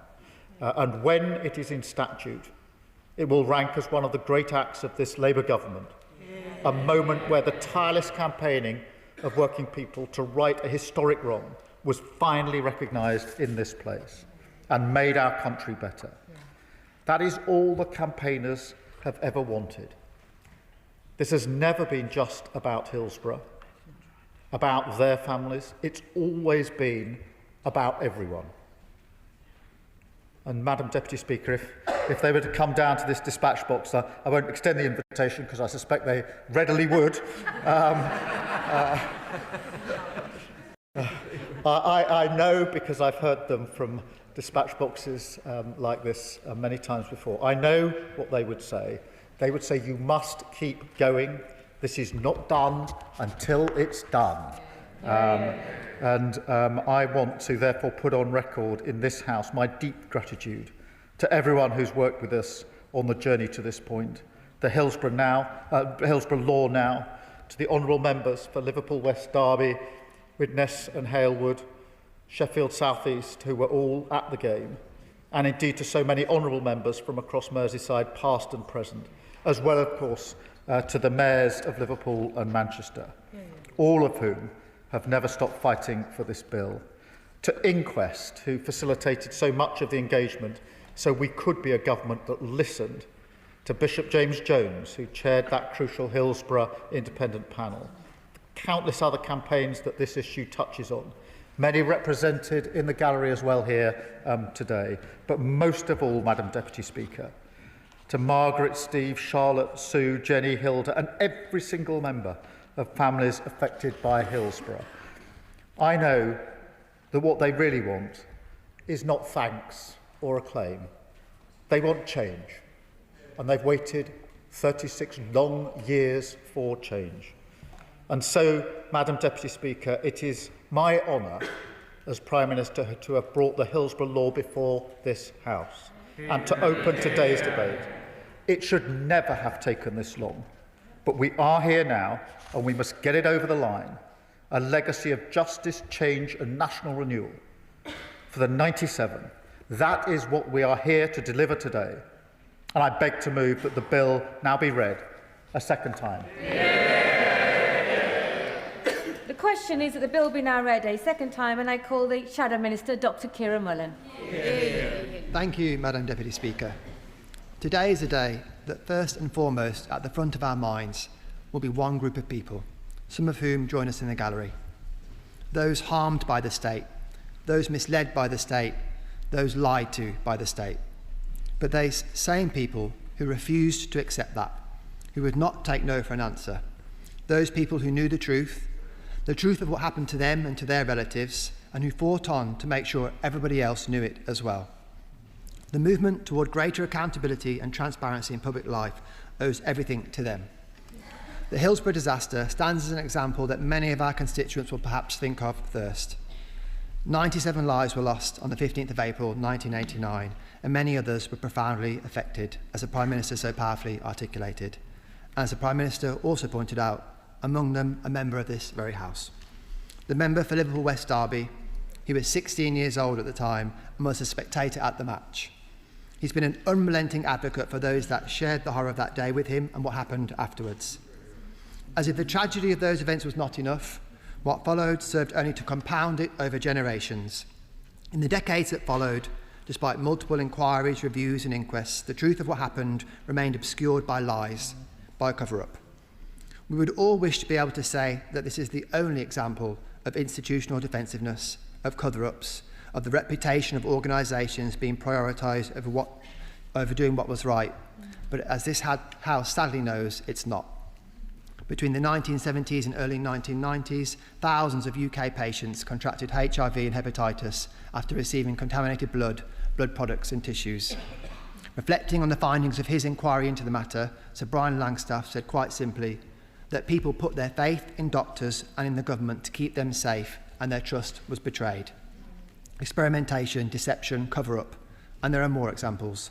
We've all been shocked to hear the trauma and the experiences of our postmasters and their families as they were ruthlessly pursued by the Post Office and the CPS over many years, with the failure of successive governments to exercise their oversight to protect them. We've seen other failures in healthcare, in policing, in housing, others well known, others not so well known. Whether 97 lives are lost or just one, the impact on families is lifelong and severe. The themes have been consistent. The resistance of the state to accept its wrongdoing, the aggressiveness of the state in responding to challenge, the willingness of individuals working for the state to put themselves first over the people they're expected to serve. Again and again, David and Goliath battles have played out as the resources of the state in all its forms have been deployed against innocent people, innocent victims. As we reflect on the proposed measures before us today, it's sensible to consider the changes that have been made in this area. On legal representation, the means test for legal help and representation at inquests for applications to the Exceptional Case Funding Scheme has been removed, and we've seen a steady number of applications over recent years. Measures were introduced to promote candour in policing when the offence of police corruption was created in 2017. And in the health service, the duty of candour was introduced following the Francis inquiry into catastrophic failings in health at Stafford Hospital. And through Part 2 of the Victims and Prisoners Act 2024, we legislated for the creation of an independent public advocate whose role is to ensure victims and bereaved families are properly supported and represented after major incidents. But a desire to do more has remained. Bishop James Jones' report, The Patronising Disposition of Unaccountable Power, reflected on the experiences of the Hillsborough families and set out key lessons for public bodies. It called for the bereaved to have proper participation in inquests where public authorities are represented, and identified other key areas for reform, which alongside work by the Law Commission has provided a key basis for the bill before us. However, it should be noted that Bishop James emphasised that legislation alone is insufficient. As mentioned, a statutory duty of candour already exists in parts of the public sector, particularly in the NHS, but question marks remain over the success of its implementation. The lesson is clear. Legal change must be accompanied by cultural change. But in principle, we welcome the aims that underpin this bill, which is what we're asked to consider at second reading. On this House, no matter how laudable the aim, to reflect and consider whether the legislation we pass is as good as to avoid any unintended consequences. It's no secret that despite a very long-standing commitment on the benches opposite to bring legislation of this nature forward, they themselves wrestled with how appropriately to do so. This bill should be one that members scrutinise very closely. If members take a look at Schedule 4, members and our staff are quite rightly listed as being on the extensive list of public servants that will be in scope. Quite rightly. We'll be able to look at the implications of the bill and reflect on it, how it might interact with our work, where contention and disagreement are often at the heart of our working decisions. And as such, there are a number of questions and points for consideration I'd like to raise for the government. Firstly, I'll be sure that the language used in the bill will provide the necessary legal clarity to underpin its successful operation. It makes use of terms like reckless and seriously improper. It states that the Act is designed to ensure that public authorities and public officials at all times perform their functions in the public interest, as a further example. How often do we disagree in this House on what constitutes the public interest? How often do we question the truth of what's being said? While superficially that might seem obvious, but the examples we've considered today are at the forefront of our minds, the failure to act in the public interest is clear and unquestionable. But in other situations, we might be left with conflicting views as to what the public interest is. How will we differentiate between interpretations of the public interest in a way that doesn't allow individuals to escape from the measures being proposed by this bill? We've seen too often government decisions that the government considers to be in the public interest challenged repeatedly and often successfully in the courts. And individual public servants will have their own views of what is or isn't in the public interest. We'll need to consider that. And how will this bill be utilised by campaign groups who wish to legally challenge the government in support of what they consider to be in the public interest? That's not to say that we can't make this bill work, but we need to consider its terminology carefully. Part of the bill deals with the misconduct in public office and represents one of the most significant changes to the way we hold public officials to account. Under these proposals, the common law offence of misconduct in public office will be replaced with two new statutory offences: seriously improper acts and breach of duty to prevent death or serious injury. This follows recommendations by the Law Commission which suggested the current offence be replaced with a clearer statutory provision which is less broad and easier to interpret. The opposition fully recognises that this is an area of the law in need of clarity, but the common law offence, for all its many imperfections, has provided at least flexibility as a means of addressing serious misconduct that might not fit clearly into an approach based on specific statutory offences. So I would be grateful for the government's reassurance on that point. Will the government also share its view about the reduction in the maximum penalties from life imprisonment, as available under the current common law offence, to between 10 and 14 years under the statutory offence? Misconduct in public office strikes at the heart of public trust in government and the rule of law. We must ensure that the penalties available to the courts reflect that seriousness. But perhaps the area where I would most welcome assurance is in considering whether the measures in this bill will fall most squarely, most strongly on the right shoulders. In its critique of the existing legal framework for misconduct in public office, the Law Commission said there was a concern that it tends to be used primarily against relatively junior officials rather than the more serious decision makers that members of the public might more readily expect to be held criminally accountable. Of course, public servants, no matter how junior, are accountable for their actions. But how can we be sure these measures will ensure accountability